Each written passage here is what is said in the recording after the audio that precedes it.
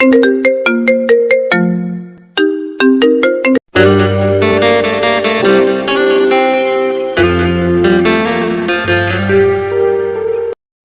নতুন ভালোবাসার গল্প পেতে আমাদের চ্যানেলটি সাবস্ক্রাইব করে পাশে থাকা বেল আইকনে ক্লিক করুন। ধন্যবাদ। চুপ, একদম চুপ। একটা শব্দ প্রকাশ করবি না, আর যদি করিস তাহলে আমার চেয়ে খারাপ আর কেউ হবে না। করে আমার মাথাটা খারাপ করে দিল। ইশারা চুপ করে গেল প্রকাশের ধমক শুনে। প্রকাশও কিছুটা নিজেকে শান্ত করে ইশারা বেড়ে যেখানে বসে আছে সেখানে ইশারার কাছে গিয়ে বলল, আই এম সরি ইশারা, আসলে আমি ভাবিনি এমন কিছু করে বসবো তোমার সাথে। কিন্তু কি করব বলো, এটা না করলে তো তোমাকে আমি সারা জীবনের মতো হারিয়ে ফেলতাম, যেটা মেনে নেওয়া আমার পক্ষে সম্ভব নয়। আমি আপনাকে ভালোবাসি না। তাতে আমার কিছু যায় আসে না, আমার ভালোবাসাই এনাফ আমাদের সম্পর্কে। ইশারা কিছু বুঝতে পারল না এবার, তাই প্রকাশের মুখের দিকে চেয়ে রইল। আর প্রকাশ সেটা দেখে মুচকি হেসে একটা পেপার নিয়ে এলো ইশারার কাছে আর বলল, সই করো এখানে। ইশারা ভালো করে কাগজটা দেখতেই দেখতে পেল রেজিস্ট্রি পেপার। এর মানে প্রকাশ বিয়ে করতে বলছে ওকে। ও তৎক্ষণাৎ বেড থেকে উঠে দাঁড়ায় আর ইশারাই বলে, না, আমি আপনাকে বিয়ে করব না। বিয়ে তো তোমাকে করতেই হবে ইশারা, তাও সেটা আমাকে। কি কমতি আছে আমার মধ্যে যে তুমি আমাকে বিয়ে করতে চাও না? আমাকে এতটাই অপছন্দ তোমার যে তুমি ওই মাঝবয়সী লোকটা বিয়ে করতে যাচ্ছিলে? লিসেন কেয়ারফুলি ইশারা, তুমি যদি আমাকে বাউট না করো তাহলে তোমার পুরো পরিবারকে আমি শেষ করে দেব। ইশারা ধপ করে বেডে বসে পড়ল। ইশারা কথা বলতে পারে না, ইশারা করেই মানুষকে কথা বোঝায়, কিন্তু অনেকে তো বোঝে না, তাই একটা খাতা পেন রাখে সবসময় নিজের কাছে, যাতে ওটাতে লিখে বোঝাতে পারে। ইশারা জন্মগত বোবা নয়। ইশারা যখন বয়স 14 তখন বাবা মায়ের অ্যাক্সিডেন্টের খবর শুনে সে একটা চিৎকার দিয়ে অজ্ঞান হয়ে যায়। আর তারপর ডাক্তার বলে শকের কারণে এমনটা হয়েছে। মেনে নিতে পারেনি ব্যাপারটা। ইশারা কথা না বলতে পারলেও কানে সব শুনতে পায়, কিন্তু খুব বেশি জোরে সাউন্ড ওর কানের পক্ষে ক্ষতিকারক।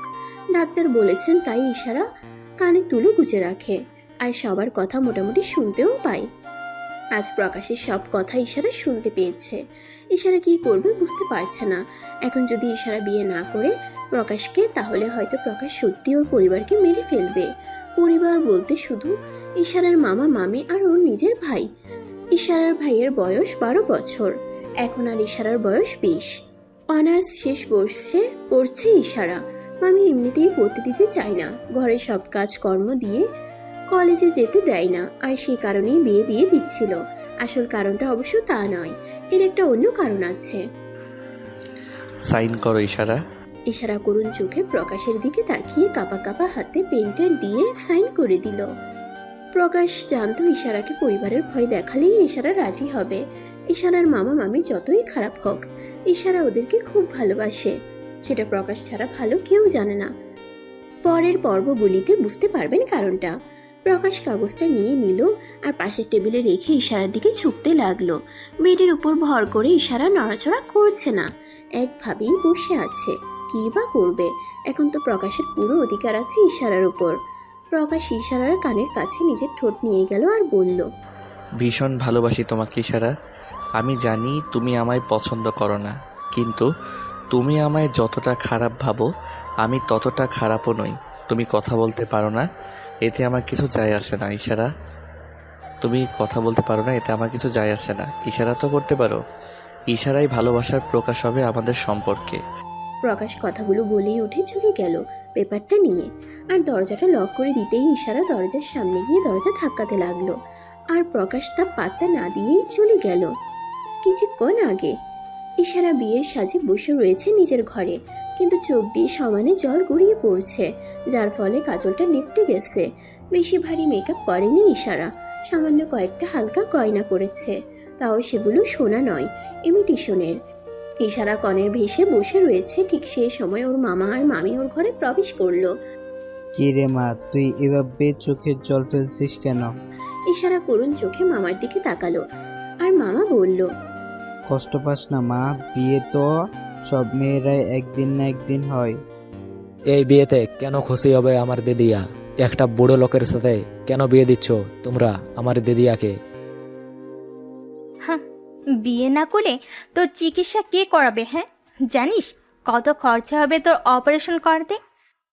ইশারা যদি গিরিশ বাবুকে বিয়ে করে তাহলে গিরিশ বাবু বলেছেন সব খরচ উনিই দেবেন, তাই ইশারা বিয়ে করবে। দরকার নেই অপারেশনের। ভাই তুই কষ্ট দিস না, আমি ঠিক আছি। কিন্তু কনেকে ডাকছে গো বিয়ের জন্য। হ্যাঁ হ্যাঁ, এই তো যাচ্ছে। ইশারাকে নিয়ে গিয়ে বিয়ের আসরে বসিয়ে দিল ওর মামি। ইশারার পাশেই বসে রয়েছে ওর বর, যার বয়স কিনা প্রায় 50। একবার বউ মরে গেছে, এমনকি মেয়েও আছে একটা, আর ইশারার বয়স এখন সবে 20। ইশারা চুপচাপ নিচের দিকে তাকিয়ে বসে আছে। ওদের রেজিস্ট্রি হবে, কোনো আচার আচরণ হবে না। উকিল এসে পড়েছেন অনেক আগে, আর বরের সইও নেওয়া হয়ে গেছে। বাকি এখন ইশারার সাইন। ইশারা যেই না পেন হাতে নিয়ে সই করতে যাবে, তখনই বিকট এক শব্দ হলো, গুলি চলার শব্দ। সবাই তো ভয় পেয়ে গেছে। ইশারা এবং সবাই সামনে তাকাতেই দেখলো প্রকাশ হাতে একটা পিস্তল নিয়ে বাতাসে গুলি করে চোখ লাল আর চোয়াল শক্ত করে দাঁড়িয়ে আছে। ইশারার মামা মামি প্রায় ভয় পেয়ে গেছেন প্রকাশের এমন রূপ দেখে। এলাকায় সবাই জানে প্রকাশের রাগ কতটা ভয়ঙ্কর, তবুও সাহস করে ইশারার মামা বলল, এসব কি হচ্ছে? এই বিয়ে বাড়ির অনুষ্ঠানে তুমি গুন্ডাগিরি কেন করছো? প্রকাশ কোনো কথা না বলে ইশারার কাছে চলে গেল, আর প্রকাশ এগোতেই ইশারার মামা মামি পিছিয়ে গেল, কারণ প্রকাশের হাতে পিস্তল আছে। প্রকাশ গিয়ে ইশারার হাত ধরে ইশারাকে টেনে তুলল, আর লোকটাকে বলল, আর কোনোদিন যদি এই এলাকায় আপনাকে দেখেছি বা আপনার ছায়া আমার চোখে পড়েছে, তাহলে আপনি বেঁচে বাড়ি ফিরবেন না। এই বলেই ইশারাকে সবার সামনে কোলে তুলে নিল প্রকাশ। আর ইশারা তো ফ্যাল করে তাকিয়ে রয়েছে প্রকাশের দিকে। এদিকে ইশারার ভাই ঈশান্ত খুব আনন্দ করছে প্রকাশকে দেখে। প্রকাশকে কেউ বাধা দিতে এলেই প্রকাশের সব লোকেরা সামনে চলে এলো, আর কেউ কিচ্ছু বলতে পারলো না। প্রকাশ ইশারাকে গাড়িতে বসিয়ে সিধে নিজের ফার্ম হাউসে চলে এলো। এখন প্রকাশ সিগারেটে টান দিচ্ছে আর বাতাসে ধোঁয়া ছাড়ছে। প্রকাশের চোখের কোণে জল জমেছে। ইশারা, আমি জানি প্রথমে আমি তোমার সাথে খারাপ ব্যবহার করেছি, কিন্তু বিশ্বাস করো, তোমাকে প্রথম যেদিন দেখেছি সেদিনই একটা ভালো লাগা কাজ করেছে, আর পরে তা ভালোবাসায় পরিণত হয়েছে। আমি তোমাকে ভীষণ ভালোবাসি ইশারা, আমি যে বড্ড ভালোবাসার কাঙাল। প্রকাশের চোখ থেকে টপ করে জল পড়ল। প্রকাশ সেটা মুছে সিগারেটটা ফেলে ইশারার ঘরের দিকে ইশারার জন্য খাবার নিয়ে হাঁটা ধরল। প্রকাশ রুমের দরজা খুলতেই দেখলো ইশারা মেঝেতে হাঁটু ভাঁজ করে বসে কাঁদছে। প্রকাশকে দেখে ইশারা মেঝে থেকে উঠে দাঁড়ালো। প্রকাশ রুমের ভিতরে এসে খাবারটা রাখলো স্যান্ডের টেবিলে, আর ইশারাকে বলল, ইশারা, খাবারটা খেয়ে নাও। ইশারা কোনো কথা না বলে প্রকাশকে ধাক্কা দিয়ে দরজা দিয়ে বেরিয়ে গেল। প্রকাশ রুমে ঢুকে দরজাটা লক করতে ভুলে গেছিল, আর সেই ফাঁকেই ইশারা এমনটা করলো। ইশারা, পস্তাতে হবে তোমাকে এর জন্য। তুমি কি ভাবছো এভাবে পালিয়ে বাঁচতে পারবে তুমি আমার থেকে? না, কখনো না। তুমি শুধু আমার, তোমাকে নিজের তো আমি করেই ছাড়বো। এই বলেই প্রকাশ দ্রুত পায়ে নিচে নেমে গেল, আর ড্রয়িং রুমে গিয়ে দেখলো কেউ নেই। প্রকাশের চোখ গেল সদর দরজায়। সেদিকে তাকিয়ে প্রকাশ অবাক হয়ে যায়, কারণ সদর দরজা যেমনভাবে ভিতর দিয়ে বন্ধ করে রেখেছিল ঠিক তেমনই আছে। তাহলে ইশারা কোথায় গেল? ইশারা যদি বাইরে না যায় তাহলে কোথায় গেল? ঘরে লুকিয়ে আছে নাকি? ইস! প্রকাশ যেই ডাকতে যাবে কোথা থেকে ইশারা এসে ওকে পিছন থেকে ডাকলো। আহ! প্রকাশ পিছন ফিরে ইশারাকে দেখে ইশারাকে জড়িয়ে ধরলো, আর বলতে লাগলো, ইশারা, কোথায় গেছিলে তুমি এভাবে? তোমার কিছু দরকার হলে আমায় বলতে, এভাবে কেন এলে তুমি? জানো আমি কতটা ভয় পেয়ে গেছিলাম। প্রকাশকে নিজের থেকে ছাড়িয়ে ওর হাতে একটা কাগজ দিয়ে পড়তে বলল। এটা কি ইশারা? আঙ্গুল দিয়ে ইশারা করে পড়তে বলল।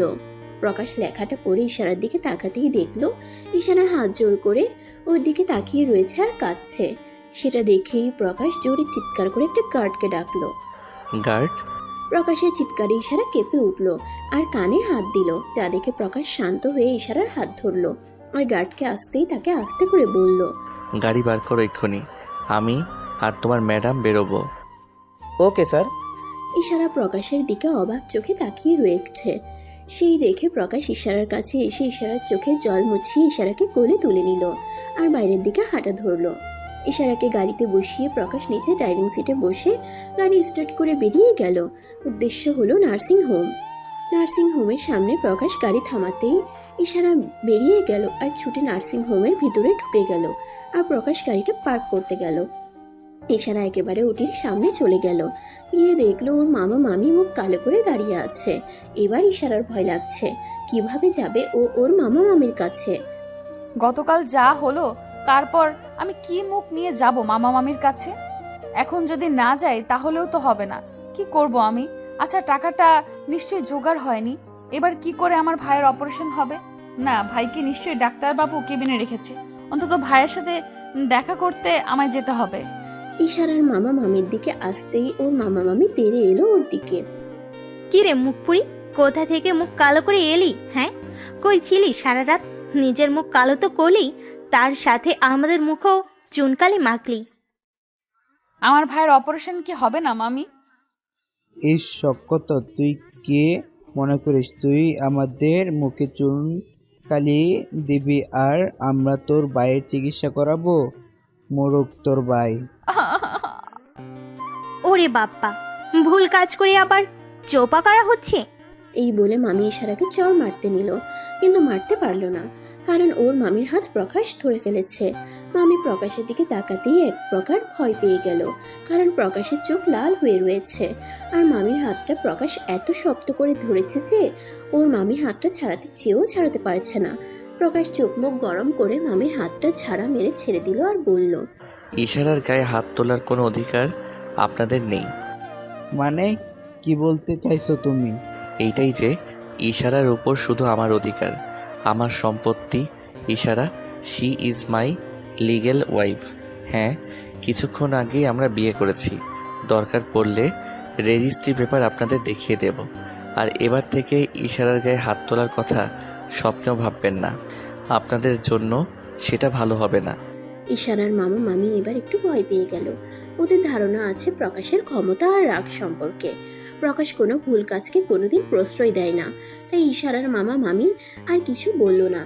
এদিকে ইশারা এতক্ষণ অবাক হয়ে প্রকাশের কথাগুলো শুনছিল। এবার বলুন, ঈশান কোথায়? ও তো ওটির পাশেই কেবিনে আছে। ইশারা কথাটা শুনেই দৌড়ে ওই কেবিনে চলে গেল আর পিছন পিছন প্রকাশও গেল। ইশারা কেবিনে ঢুকতেই দেখলো ঈশান শুয়ে রয়েছে আর ওর মুখে অক্সিজেন মাস্ক লাগানো। ইশারা গিয়ে ঈশানের মাথায় হাত রাখতেই ঈশান চোখ খুলে ইশারার দিকে তাকিয়েই উঠে বসলো মাস্ক খুলে। আরে আরে, কি করছো? মাস্ক খুলছো কেন? মাস্ক কেন খুলছিস ভাই? ওহো, আমি ঠিক আছি। এখন আমি তোমাদের সাথে কথা বলবো। এখন সেই কখন থেকে ওয়েট করছি তোমাদের, আর তোমরা কিনা কত দেরি করলে। আড়ি তোমাদের সাথে। আরই তো আমি করব তোমার সাথে। কেন কেন? কেন নয়, তোমার দিদি আর বিয়ের খবরটা জানাতে পারলে আর তোমার অপারেশনের কথাটা জানাতে পারলে না। সরি ভাইয়া। মানে?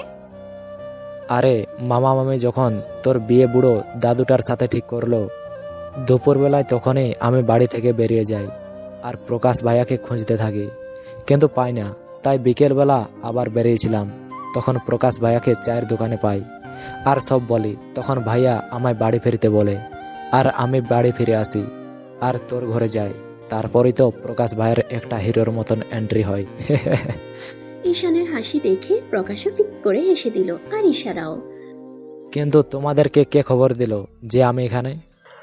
তোমার দিদি আমাকে কাগজে লিখে জানায় যে আগামীকাল তোমার অপারেশন, আর এই অপারেশনের সব টাকা ওই লোকটা দেবে যাকে তোমার দিদি বিয়ে করছিল। বিয়ের শর্তই এমন ছিল যে ইশারা বিয়ে করলে তোমার অপারেশন হবে, কিন্তু বিয়েটা যখন হয়নি তাহলে অপারেশনের কি হবে? তোমার মামা মামি তো আর অপারেশন করাবে না। এটা পরেই আমি তোমার দিদিকে নিয়ে আগে তোমাদের বাড়িতে যাই। সেখানে দারোয়ান জানালো যে তুমি হঠাৎ করেই অজ্ঞান হয়ে গেছো। বাড়িতে লোকজন থাকায় তারা তোমায় এই নার্সিং হোমে ভর্তি করে, আর সেই ঠিকানা নিয়ে আমরাও চলে আসি। দারোয়ান দাদা বলছিল তোমার অপারেশন নাকি আজকেও হতে পারে, তাই তো ওটির সামনে এসেছিলাম আমরা। ও, কিন্তু আমার তো আর অপারেশন হবে না। দিদি এত বিয়ে করেনি। বিয়ে করেনি তো কি হয়েছে, আমি তো আছি, আমি করাবো তোমার অপারেশন, বুঝলে? তাই জানো ভাইয়া, মামা মামি দিদিয়াকে ভীষণ কষ্ট দেয়। আমার দিদিয়াকে পড়াশোনা করতে দেবে না বলে কলেজের সময় বাড়ির কাজ করায়, আর বিকেলে পড়তে বসলে এটা ওটা কাজ দেয়। রান্না করার ভুল করলে গরম খুঁটি দিয়ে ছেঁকা দেয়। আর এই যে গয়নাগুলো পরে আছে, এগুলো সব নকল গয়না। আমার মায়ের সোনার গয়নাগুলো কেড়ে নিয়েছে দিদিয়ার থেকে। তুমি দিদিয়াকে কোনো কষ্ট দিও না প্লিজ। প্রকাশ ঈশানকে বুকে জড়িয়ে নিল আর ছলছল চোখে ইশারার দিকে তাকালো। দেখলো ইশারা ঠোঁট কামড়ে ধরে নিজের কান্না আটকানোর চেষ্টা করছে।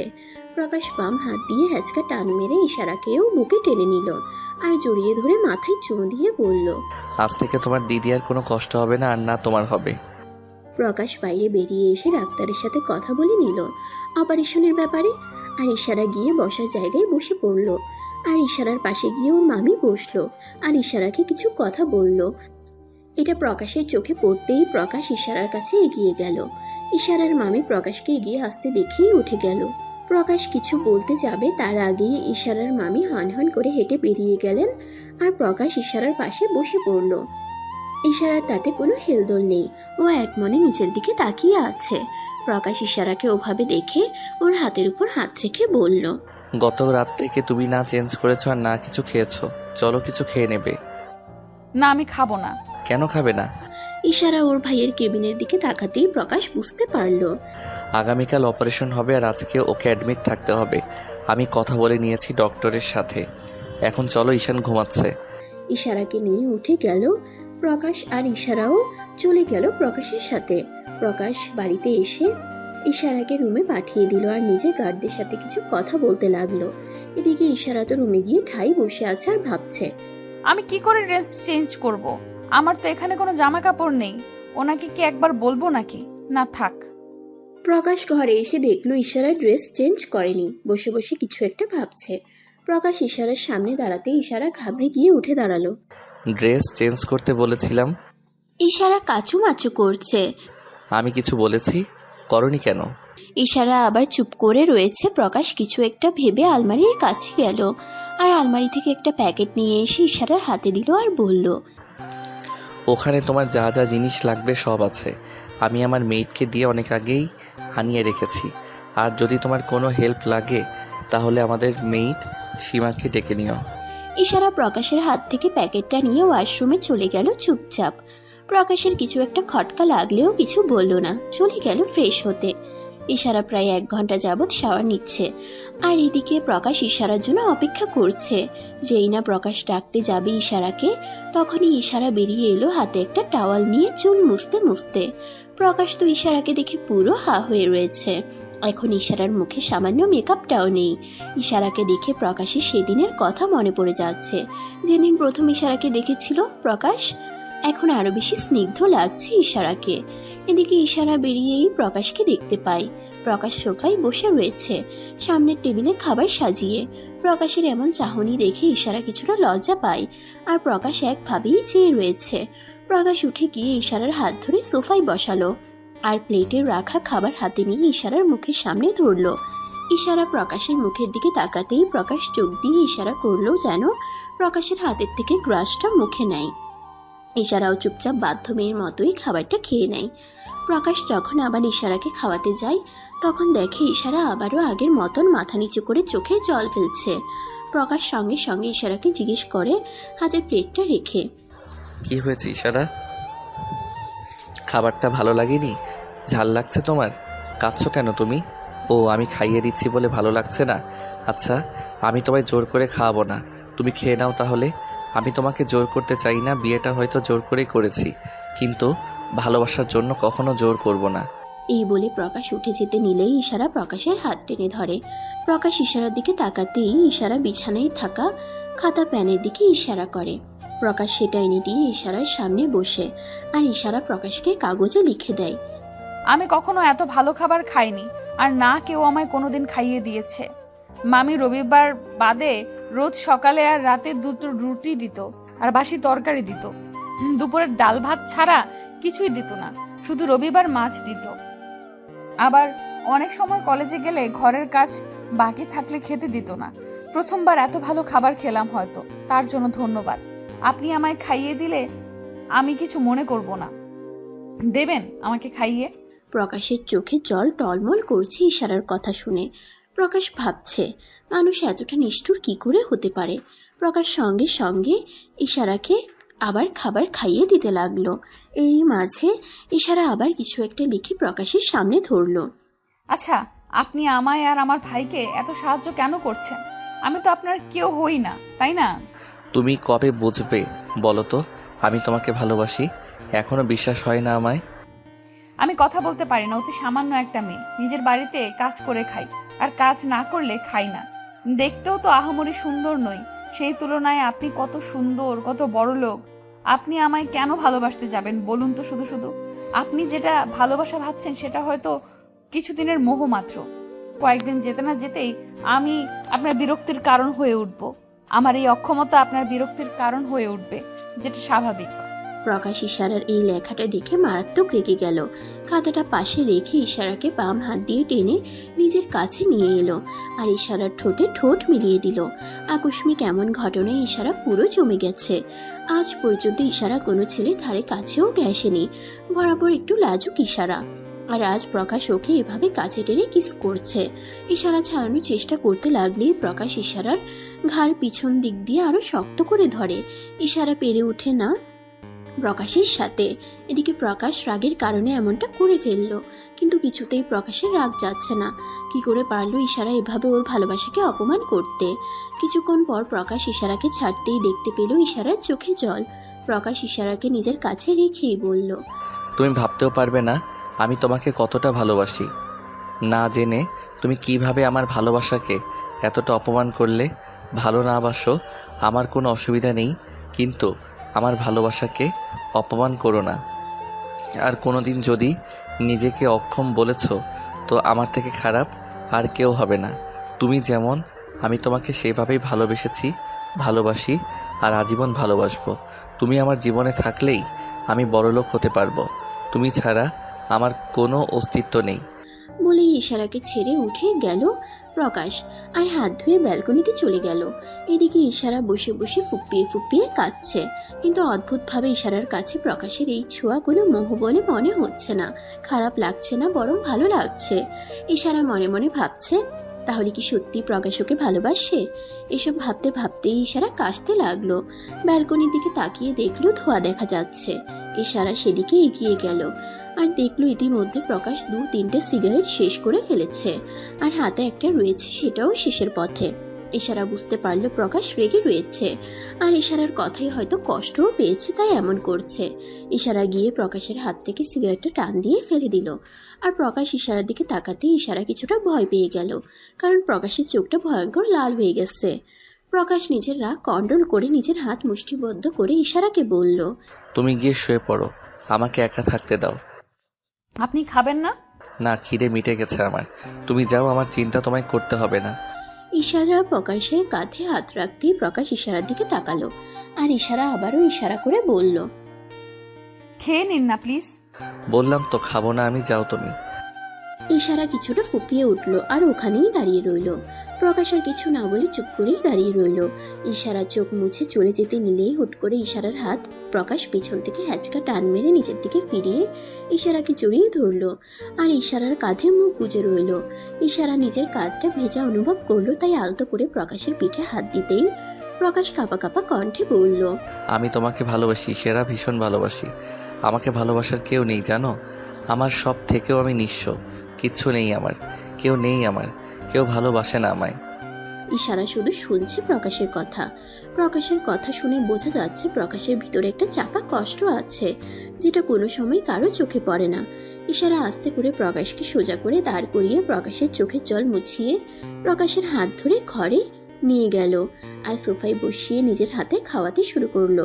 প্রকাশও বাধা দেয়নি, কারণ আজ প্রকাশও অনেকদিন পর কারো হাতে খাচ্ছে, নিজের ভালোবাসার হাতে খাচ্ছে। খাওয়ার পর ইশারা বিছানায় বসতেই প্রকাশ গিয়ে ইশারার কোলে শুয়ে পড়লো আর বলল, আমার আজ তোমাকে অনেক কিছু বলার আছে ইশারা। আজকে আমার মাথায় হাত বুলিয়ে দেবে একটু, আমি একটু শান্তি চাই।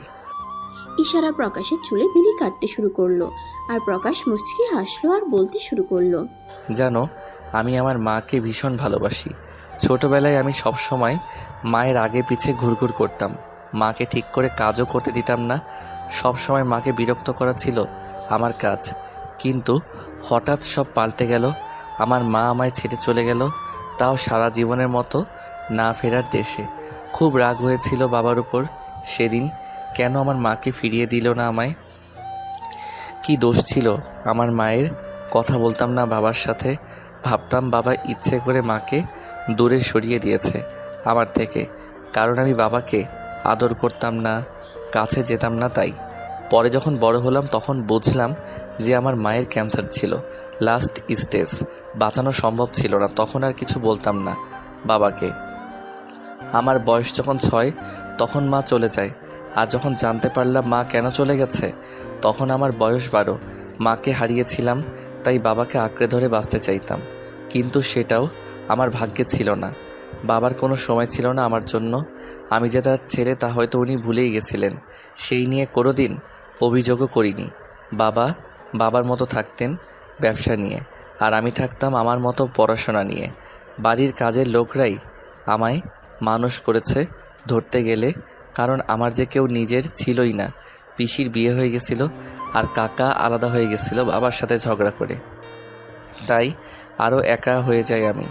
জানো, তোমার মতো আমাকেও আমার বাড়িতে অবহেলা করা হতো। এইভাবেই অবহেলা পেয়ে বড় হতে থাকি। যখন কলেজে উঠলাম তখন জানো মাথায় সব সময় রাগ চড়ে থাকতো। খুব অ্যারোগেন্ট ছিলাম। বুঝলাম অনেক গরিব মানুষ বড়লোকদের হাতে নিপীড়িত হচ্ছে, তাই হয়ে গেলাম মাফিয়া। এটা করে অন্তত একটু ভালোবাসা পেয়েছিলাম। সব বয়স্ক মানুষেরা যখন আমাকে নিজের ছেলে বলতো তখন আর নিজেকে একা মনে হতো না। এভাবেই দিনটা কাটতো। কিন্তু রাতে যেন সব কষ্ট আমার মনে আবারও উকিয়ে দিত, মনে করিয়ে দিত আমার কেউ নেই। তাই আলাদা হয়ে গেলাম আমি। নিজের বাড়ি কিনে নিলাম। এটা আমার 2 নম্বর বাড়ি। আর আরেকটা ফ্ল্যাট আছে যেটা আমি প্রথম কিনেছিলাম। এরপর আমার বাবার আমাকে দরকার পড়ে তার বিজনেসের জন্য। আমি না করলে আমার সাথে আবার বিরোধিতা শুরু হয়। আর আমি তো আমি, তাই সেই দিনের পর থেকে বাবার সাথে কোনো কথা নেই আমার। প্রকাশ থেমে গেল এতটুকু বলে। ইশারা প্রকাশের চুলে বিলি কাটতে কাটতে মন দিয়ে কথাগুলো শুনছিল। বিছানায় হেলান দিয়ে হঠাৎ করে থেমে যাওয়ায় উঠে বসলো। দেখলো প্রকাশ নিজের চোখের জলটা মুছে নিল আর আবার বলতে শুরু করলো। আমার জীবন তো এইভাবে চলছিল, তারপর তুমি এলে আমার জীবনে। যেই দিন তোমায় বাজে কথা বলেছিলাম রাস্তায়, সেই দিন তোমায় প্রথম দেখেছিলাম আমি। কিন্তু তোমার দিকে কিছু বখাটে ছেলে বাজে নজরে তাকিয়েছিল, তাই আমার সহ্য হয়নি আর এতটা রিয়েক্ট করেছিলাম। আর তারপরে দ্বিতীয়বার দেখেছিলাম মেইন রোডে। আমি না দেখলে সেদিন একটা অ্যাক্সিডেন্ট হয়ে যেত তোমার। সেদিনও তোমাকে অনেক বকেছিলাম। আর তারপরে চায়ের দোকানের কাকা আমাকে তোমার কথা বলে। ব্যাস, তারপর আর কি, আমি বাড়ি ফিরে যাই, কিন্তু আমার রাতের ঘুম উড়ে যায়। চোখ বুঝলেই শুধু তোমার মুখটা চোখে ভাসছিল। In past. ইশারা বোবা। কথাটা শোনার পর প্রকাশ ইশারা যাওয়ার পথে এক দৃষ্টিতে তাকিয়ে থাকে আর তারপর চলে যায় কোনো কথা না বলে। বাড়ি ফিরে শাওয়ার নিয়ে নেয় আর চুপ করে শুয়ে পড়ে। সময়টা ছিল বিকেল 4টে আর প্রকাশ খালি এপাশ ওপাশ করছে শুয়ে শুয়ে। শেষমেশ উঠে বসলো আর বিরক্তির স্বরে বলে উঠল, উফ, কেন বারবার ওই মেয়েটার মুখ চোখের সামনে ভাসছে কেন? কি এমন আছে ওই মেয়েটার মধ্যে যা নিমিষে আমার শান্তি কেড়ে নিল? ধ্যাত, চোখ বুঝলেই শুধু ওর ওই কান্না ভরা মুখটা ভেসে উঠছে। আই থিঙ্ক না জেনে ওর সাথে মিসবিহেভ করেছি বলে এমন হচ্ছে। এই বলে প্রকাশ গ্লাসে রাখা জল খেয়ে নিল ঢক ঢক করে আর একটা লম্বা নিঃশ্বাস নিল আর সিগারেট হাতে নিয়ে ব্যালকনিতে চলে গেল। পরের দিন প্রকাশ কলেজের সামনে দাঁড়িয়ে আছে। ইশারার কলেজের সামনে সব মেয়েরা হাঁ করে প্রকাশকে দেখছে। সেদিকে প্রকাশের কোনো খেয়াল নেই। ও নিজের মনে ফোন ঘাটছে আর মাঝে মাঝে মাথা তুলে কলেজ গেটের সামনে থাকাচ্ছে। প্রকাশ আজকে একটা টাইট ফিটিং কালো জিন্স তার সাথে ধূসর রঙের শার্ট পরেছে। শার্টের একটা প্রান্ত গুজে রেখেছে আর একটা প্রান্ত চারা, আর হাতগুলো কোনোই অবধি গোটানো। চোখে অ্যাভিগেটর সানগ্লাস, চুলগুলো ব্রাশ করে রেখেছে। চুলগুলো লম্বা আর সিল্কি হওয়ায় কয়েকটা চুল কপালে পড়ে রয়েছে। ডান হাতে ব্ল্যাক ব্র্যান্ডেড ওয়াচ আর বাম হাতে কালো মোটা ব্যান্ড আর পায়ে হোয়াইট লোফার। এটাই প্রকাশের স্টাইলও সবসময় এভাবেই ড্রেস আপ করে। প্রকাশ প্রায় অনেকক্ষণ ধরে ওয়েট করছে ইশারার জন্য, বাট ইশারার কোনো দেখা নেই। বাধ্য হয়ে প্রকাশ একটা মেয়েকে ডাকলো আর জিজ্ঞেস করলো, excuse me, yes. I am Prakash, Prakash Bose. Yeah, আপনাকে কে না চিনে? Rupsa Das. Actually I need a favour. তুমি কি বলতে পারবে ইশারা আজ কলেজে এসেছে কিনা? ইশারা? ইয়া, ইউ নো হার? আমার খুব ভালো ফ্রেন্ড হয় ও। That's great. ও কি আজ কলেজ আসেনি? ও তো মাসে 5-6 দিন কলেজে আসে, আর আজ আসেনি, আগের দিন এসেছিল বলে। কেন? ওর মামি ওকে কলেজে আসতে দেয় না, আমার থেকেই সব নোটস নেয়। আপনি কি জানেন ও কথা বলতে পারে না? হ্যাঁ, আসলে আমি আগে জানতাম না। আগের দিন ইশারা রাস্তা দিয়ে হেঁটে যাচ্ছিল আর একটা গাড়ি ওর দিকে এগিয়ে আসছিল। যে কোনো মুহূর্তে অ্যাক্সিডেন্ট হতে পারত, বাট আমি বাঁচিয়েছি ওকে। তারপর একটু মিসবিহেভ করে ফেলি, তাই চায়ের দোকানের কাকা আমায় বলে ইশারা কথা বলতে পারে না, বাট ও তো কানে শুনতে পায়। তাহলে কেন ওভাবে হেঁটে যাচ্ছিল? ও সব সময় অন্যমনস্ক হয়ে থাকে, তাই হয়তো বুঝতে পারেননি। ইশারার মামি ওকে কাজ করার জন্য চাপ দিচ্ছে, তাই কাজ খোঁজার বাহানায় কলেজে আসে আর মেইন ক্লাসগুলো করে কাজ খুঁজতে বেরিয়ে যায়। কথা বলতে পারে না দেখে চাকরির কোনো খোঁজও পাচ্ছে না। ওর একটা ভাই আছে, খুব মিশুক, কিন্তু বেচারার হাটে একটা ফুটা ধরা পড়েছে, তাই ইশারাকে ডাক্তার বলেছে অপারেশন করতে হবে, যার জন্য টাকার প্রয়োজন। এই জন্য ওর মামি ওকে কাজ খুঁজতে বলেছে। ওরা নাকি 1 পয়সা দেবে না। ইশারা কোনো কাজ পাচ্ছে না দেখে বাধ্য হয়ে বলেছে লোকের বাড়ি কাজ করবে। এখন হয়তো সেটাই করছে। ওর মামি ওর সাথে খুব খারাপ ব্যবহার করে। একদিন তো মাঝরাতে বাড়ি থেকে বের করে দিয়েছিল শীতের মধ্যে। ওভাবেই বসেছিল দরজার সামনে। পরের দিন জ্বর আসলেও ওর মামি সারা ঘরের কাজ করিয়েছে। ওই শরীর খারাপ নিয়েই রান্না করেছে। রান্নায় ভুল হওয়ায় গরম জলে হাত পুড়িয়ে দিয়েছে, খেতে পর্যন্ত দেয়নি মেয়েটাকে। এইসব খবর আমি ওর ভাইয়ের কাছ থেকে পাই। অনেকবার বলেছি, ঈশা তুই চলে আয় আমার বাড়ি, আমি আর তুই একসাথে থাকবো। এভাবে আর কয়দিন? কোন দিন না তোর মামি তোকে মেরে ফেলে। না, ইশারার কিছু হবে না। তুমি আমাকে ওর বাড়ির অ্যাড্রেস দিতে পারবে? কিন্তু প্লিজ অ্যাড্রেসটা দাও। রূপসার থেকে অ্যাড্রেস নিয়ে প্রকাশ ওখান থেকে বেরিয়ে সিধে ইশারার বাড়ি চলে যায়। আর বাড়ির দরজার সামনে যেতেই চিল্লাচিল্লির আওয়াজ শোনে, আর ভিতরে যেতেই ওর পায়ের সামনে ইশারা হুমড়ি খেয়ে পড়ে। প্রকাশ একবার ইশারার দিকে তাকায়, আর একবার পিছনে দাঁড়িয়ে থাকা এক মহিলার দিকে, যার হাতে খুন্তি। প্রকাশ বুঝতে পারছে এটা ইশারার মামি, আর মামির পিছনেই দাঁড়িয়ে কাঁদছে একটা বাচ্চা ছেলে। এটা যে ইশারার ভাই, তার রূপসার কথা মনে করতেই প্রকাশ বুঝতে পারল। প্রকাশ ইশারাকে মেঝে থেকে তুলে দাঁড় করাতেই ইশারা প্রকাশের দিকে তাকালো। ইশারা একটু ভয় পেয়ে গেল প্রকাশকে দেখে, আর প্রকাশ আবারও ইশারার সেই মায়াবী মুখের দিকে তাকিয়ে আছে। এর মাঝেই পিছন থেকে ইশারার মামি বলে উঠল, আরে বাবা প্রকাশ, তুমি এখানে? প্রকাশ ইশারাকে ভিতরে নিয়ে এনে সাইডে দাঁড় করাতেই ইশারার ভাই ঈশান ছুটে এলো ইশারার কাছে, আর প্রকাশ ঈশানের চুলগুলো এলোমেলো করে দিয়ে বলল, আপনি আমায় চেনেন? তোমাকে না চিনলে চলে? এই এলাকার কত গরিব মানুষের হয়ে লড়ছো তুমি, কত গুন্ডা বদমাইশের শাস্তি দিয়েছো, মেয়েদেরকে সেভ করেছো। বসো বসো। তা আপনার হাতে খুন্তি কেন? এটা রান্নাঘর বলে তো মনে হচ্ছে না আমার। না না, এটা কেন রান্নাঘর হতে যাবে? ওই ওই মেয়েটাকে শিক্ষা দিতে এসেছিলাম। খুন্তি দিয়েও শিক্ষা দেওয়া যায়? ওয়াও। আর বলো না বাবা, এই মেয়েটা আমাদের বাড়িতেই থাকে, আমাদের বাড়িতেই খাই, আবার আমাদের নামেই নিন্দা করে। এমন বেইমান আমার মেয়েটা, ওকে কত ভালোবাসে, কত কথা শোনে ওর। আরও আমার মেয়েটাকে সবসময় অপমান করে, কাজের লোক হিসাবে নয়, নিজের মেয়ের মতো মনে করি। আরও এই ব্যবহার করে, তাই আজকে আর রাগটাকে ধরে রাখতে পারিনি। ও কাজের লোকের মেয়ে? মিথ্যা কথা বলছেন উনি। এটা আমাদের বাড়ি, আর ওরা আমার দিদিয়াকে। চুপ, বড্ড বড় বড় কথা হয়েছে। আদর দিয়ে বাদর তৈরি করেছি, ওর কথা কিছু মনে করো না বাবা। সবই বুঝলাম, কিন্তু যে কথা বলতে পারে না সে নিন্দে কি করে করবে? ইশারা অবাক হয়ে তাকালো প্রকাশের দিকে। ইশারা ভাবছে, উনি জানেন আমি কথা বলতে পারি না, তারপরও অমন ব্যবহার করেছেন আমার সাথে কিছুদিন আগে। করবে নাই বা কেন? ওনার মতো বড়লোক মানুষ আমার মতো মেয়ের সাথে কি বা ভালো ব্যবহার করবে? হ্যাঁ, মানি না। মা, আমি একটু বের হচ্ছি, বুঝ। আরে ওই তো নেহা, আমার মেয়ে। ভালোই হলো, দেখা হয়ে গেল। হে প্রকাশ। নেহা, তুই এখানে? আরে আমার বাড়িতে আমি থাকবো না? ও, এটা তোর বাড়ি? বাট আমি তো জানি এটা ওই মেয়েটা, আই মিন ইশারার বাড়ি। অ্যাম আই রং? হ্যাঁ হ্যাঁ, মানে এটা ওর বাবার বাড়ি, কিন্তু ওর বাবা মা মরে যাওয়ার পর আমরাই থাকি। কিছুক্ষণ আগেই তো বললেন এটা আপনাদের বাড়ি। কথাটা কেমন দুরকম হয়ে গেল না? আ আরে তুই বাদ দে তো এসব। এতদিন পর দেখা হলো আমাদের, চল একটু আড্ডা দিই। তুই তো জানিস আমি ছিলাম না এখানে, আমেরিকা ছিলাম। হ্যাঁ, সেটাও আমাদের টাকায়। ঈশান চুপ কর তুই। হ্যাঁ, সত্যি কখনো চেপে থাকে না। বাই দ্য ওয়ে, অন্যদিন কথা হবে। এই আড্ডাটা আমি অত পছন্দ করি না, সেটা তো তুই জানিসই। সো আজ একটু কাজ আছে আমার, বাই। প্রকাশ সানগ্লাসটা পরে নিল আর বাঁকা হেসে ইশারার দিকে এগিয়ে গেল।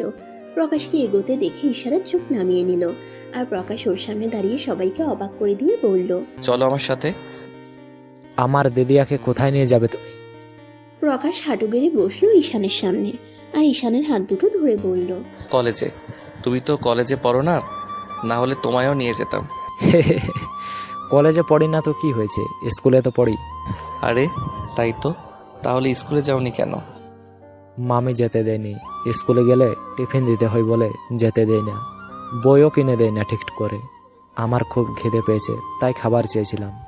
ঈশানের কথার মাঝে ইশারা কিছু বলতে গেলে প্রকাশ রেগে তাকায়, আর ইশারা চুপ করে যায়।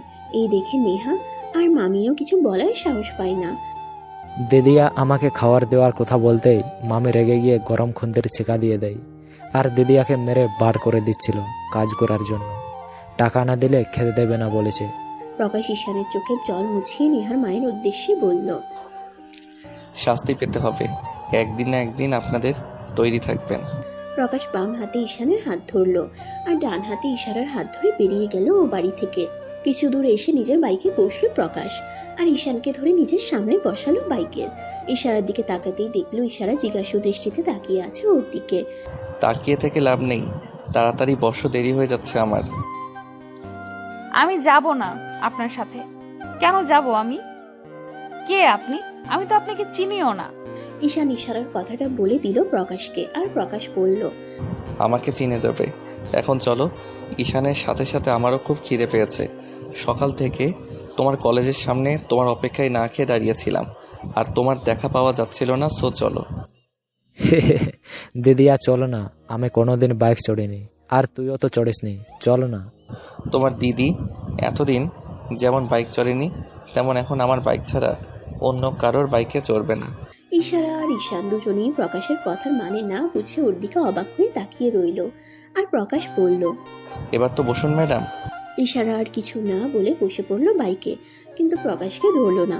সেটা দেখে প্রকাশ বলল, আমি টিকটকের ভিডিও করছি না এখানে যে তুমি ধরে বসবে না। আমি কিছু দূর গিয়ে একটা ব্রেক মারবো, আর তুমি আমাকে ধরে বসবে। ব্রেক মারলে ছিটকে রাস্তায় পড়বে যা চেহারা, তাতে এর চেয়ে বেশি আর কিছু হবে না। সো চুপচাপ ধরে বসো। খারুস, এটা আমি কি বলেছি? নাকি টিকটক ভিডিও হচ্ছে এখানে? এসব যত সব। প্রকাশকে ধরে বসলো ইশারা, আর প্রকাশ একগাল হেসে বাইক নিয়ে একটা রেস্টুরেন্টে চলে গেল। সেখানে গিয়ে চাউমিন অর্ডার করে দিল। সেই শুনে তো ঈশান নাচানাচি করছে, আর প্রকাশ ঈশানের হাসি দেখছে আর মজা করছে ওর সাথে। ইতিমধ্যে প্রকাশ আর ঈশানের ভালো বন্ধুত্ব হয়ে গেছে, কিন্তু ইশারা প্রকাশের সাথে কথা বলছে না। প্রকাশ ঈশানকে বসিয়ে রেখে ইশারার কাছে এলো। ইশারা বাইরে দাঁড়িয়ে ছিল, তাই ইশারার কাছে এসে ইশারার হাত ধরতে ইশারা হাত সরিয়ে নিল, আর মুখটা কাদো কাদো করে ফেললো। এটা দেখে প্রকাশ প্রথমে অবাক হলেও পরে দেখলো ইশারার হাতটা পুড়ে গেছে। প্রকাশ বলল, সরি, আমি জানতাম না তুমি কথা বলতে পারো না। আগের দিন তুমি যখন চলে গেলে তখন চায়ের দোকানের কাকা আমায় তোমার কথা বলে। আই এম সরি, আমার ওভাবে বিহেভ করা উচিত হয়নি তোমার সাথে। লোকটা তো সরি বলতেই এসেছে, আর আমি কিনা ভাবলাম। তা আমায় কি ক্ষমা করা যাবে? ইশারা হ্যাঁ বোধক মাথা নাড়ালো, আর প্রকাশ বলল, চলো কিছু খেয়ে নেবে, তারপর তোমাকে কলেজে ছেড়ে দিয়ে আসবো। ইশারাকে রেস্টুরেন্টে বসিয়ে দিয়ে প্রকাশ ওদের বলে কোথাও একটা বেরিয়ে গেল আর বলে গেল আসছে। ইশারা চামচ দিয়ে খাচ্ছিল, তাই অসুবিধা হয়নি, কিন্তু জায়গাটা ভীষণ জ্বলছে। তবুও কিচ্ছু বলছে না ইশারা।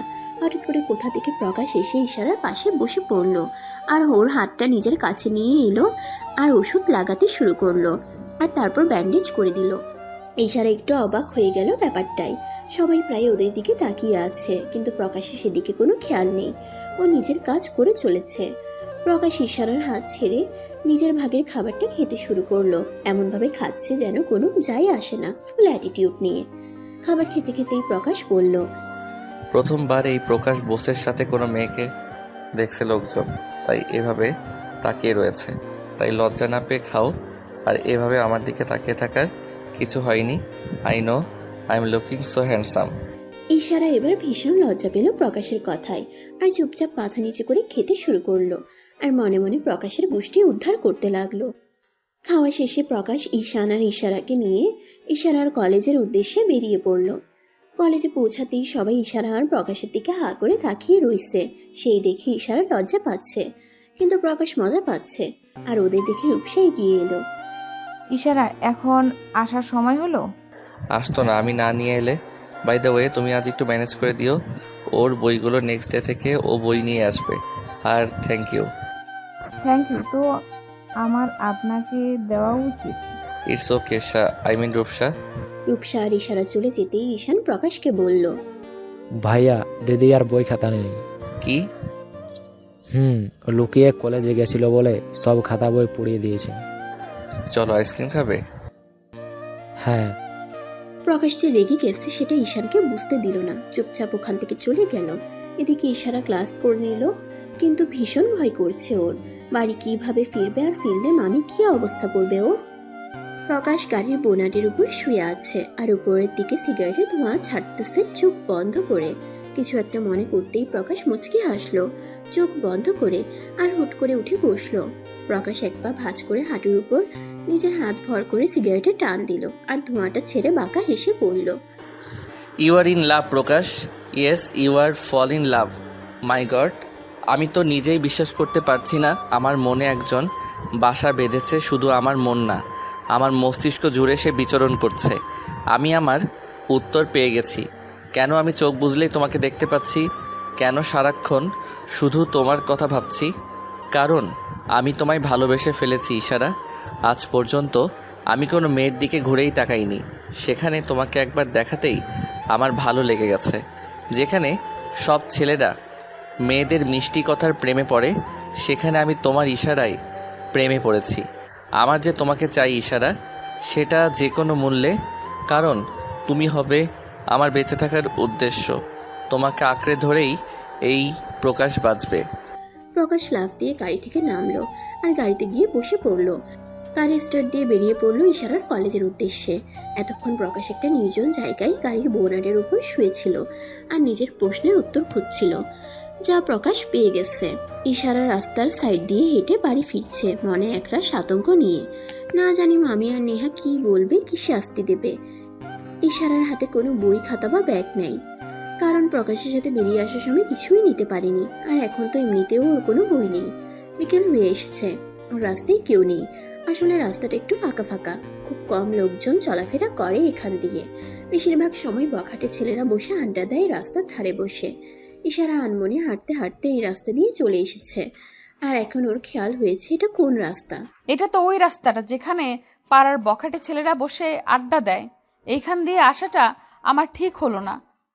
অনেকটা তো চলে এসেছি, এখন আবার ব্যাক করতে গেলে দেরি হয়ে যাবে।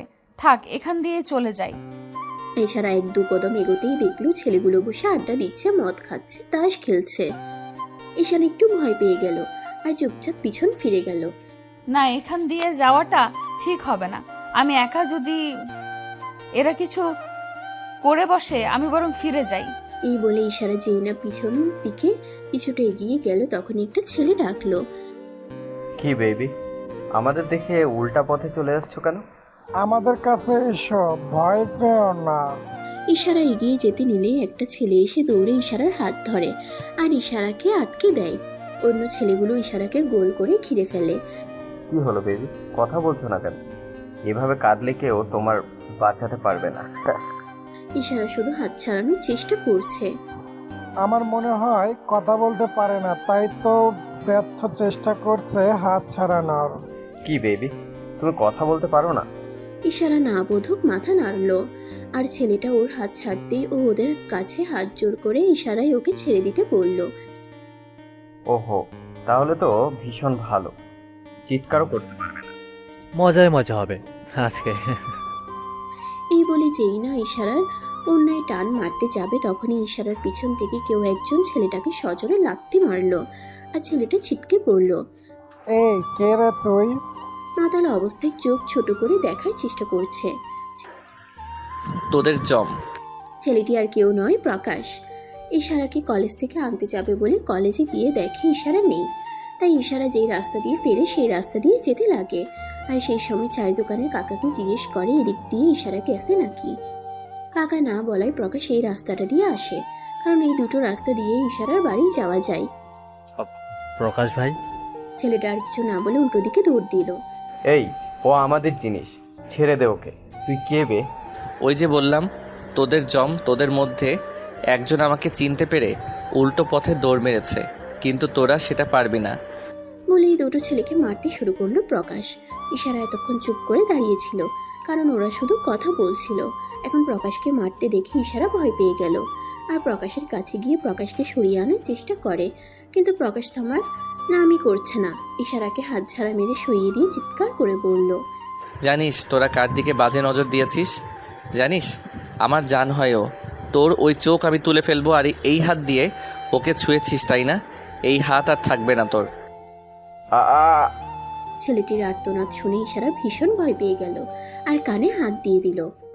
ইশারা ভালোভাবে তাকিয়ে দেখলো ছেলেটি তো নিস্তেজ হয়ে পড়ে আছে, আর ওদের নাক মুখ পুরো ফেটে গেছে আর রক্ত বের হচ্ছে। ইশারা ঘৃণা ভরা দৃষ্টি নিয়ে প্রকাশের দিকে তাকালো, আর দেখলো প্রকাশের চোখ দুটো ভয়ঙ্কর লাল হয়ে রয়েছে। ভীষণ হিংস্র লাগছে প্রকাশকে। ইশারা দু কদম পিছিয়ে গেল, আর আস্তে আস্তে পিছোতে পিছোতে দৌড়ে চলে গেল বাড়ির দিকে। প্রকাশ ইশারা যাওয়ার পথে তাকিয়ে থেকে ছেলেগুলোর দিকে তাকালো, আর একটা লাথি মেরে ওখান থেকে গাড়ি নিয়ে বেরিয়ে গেল।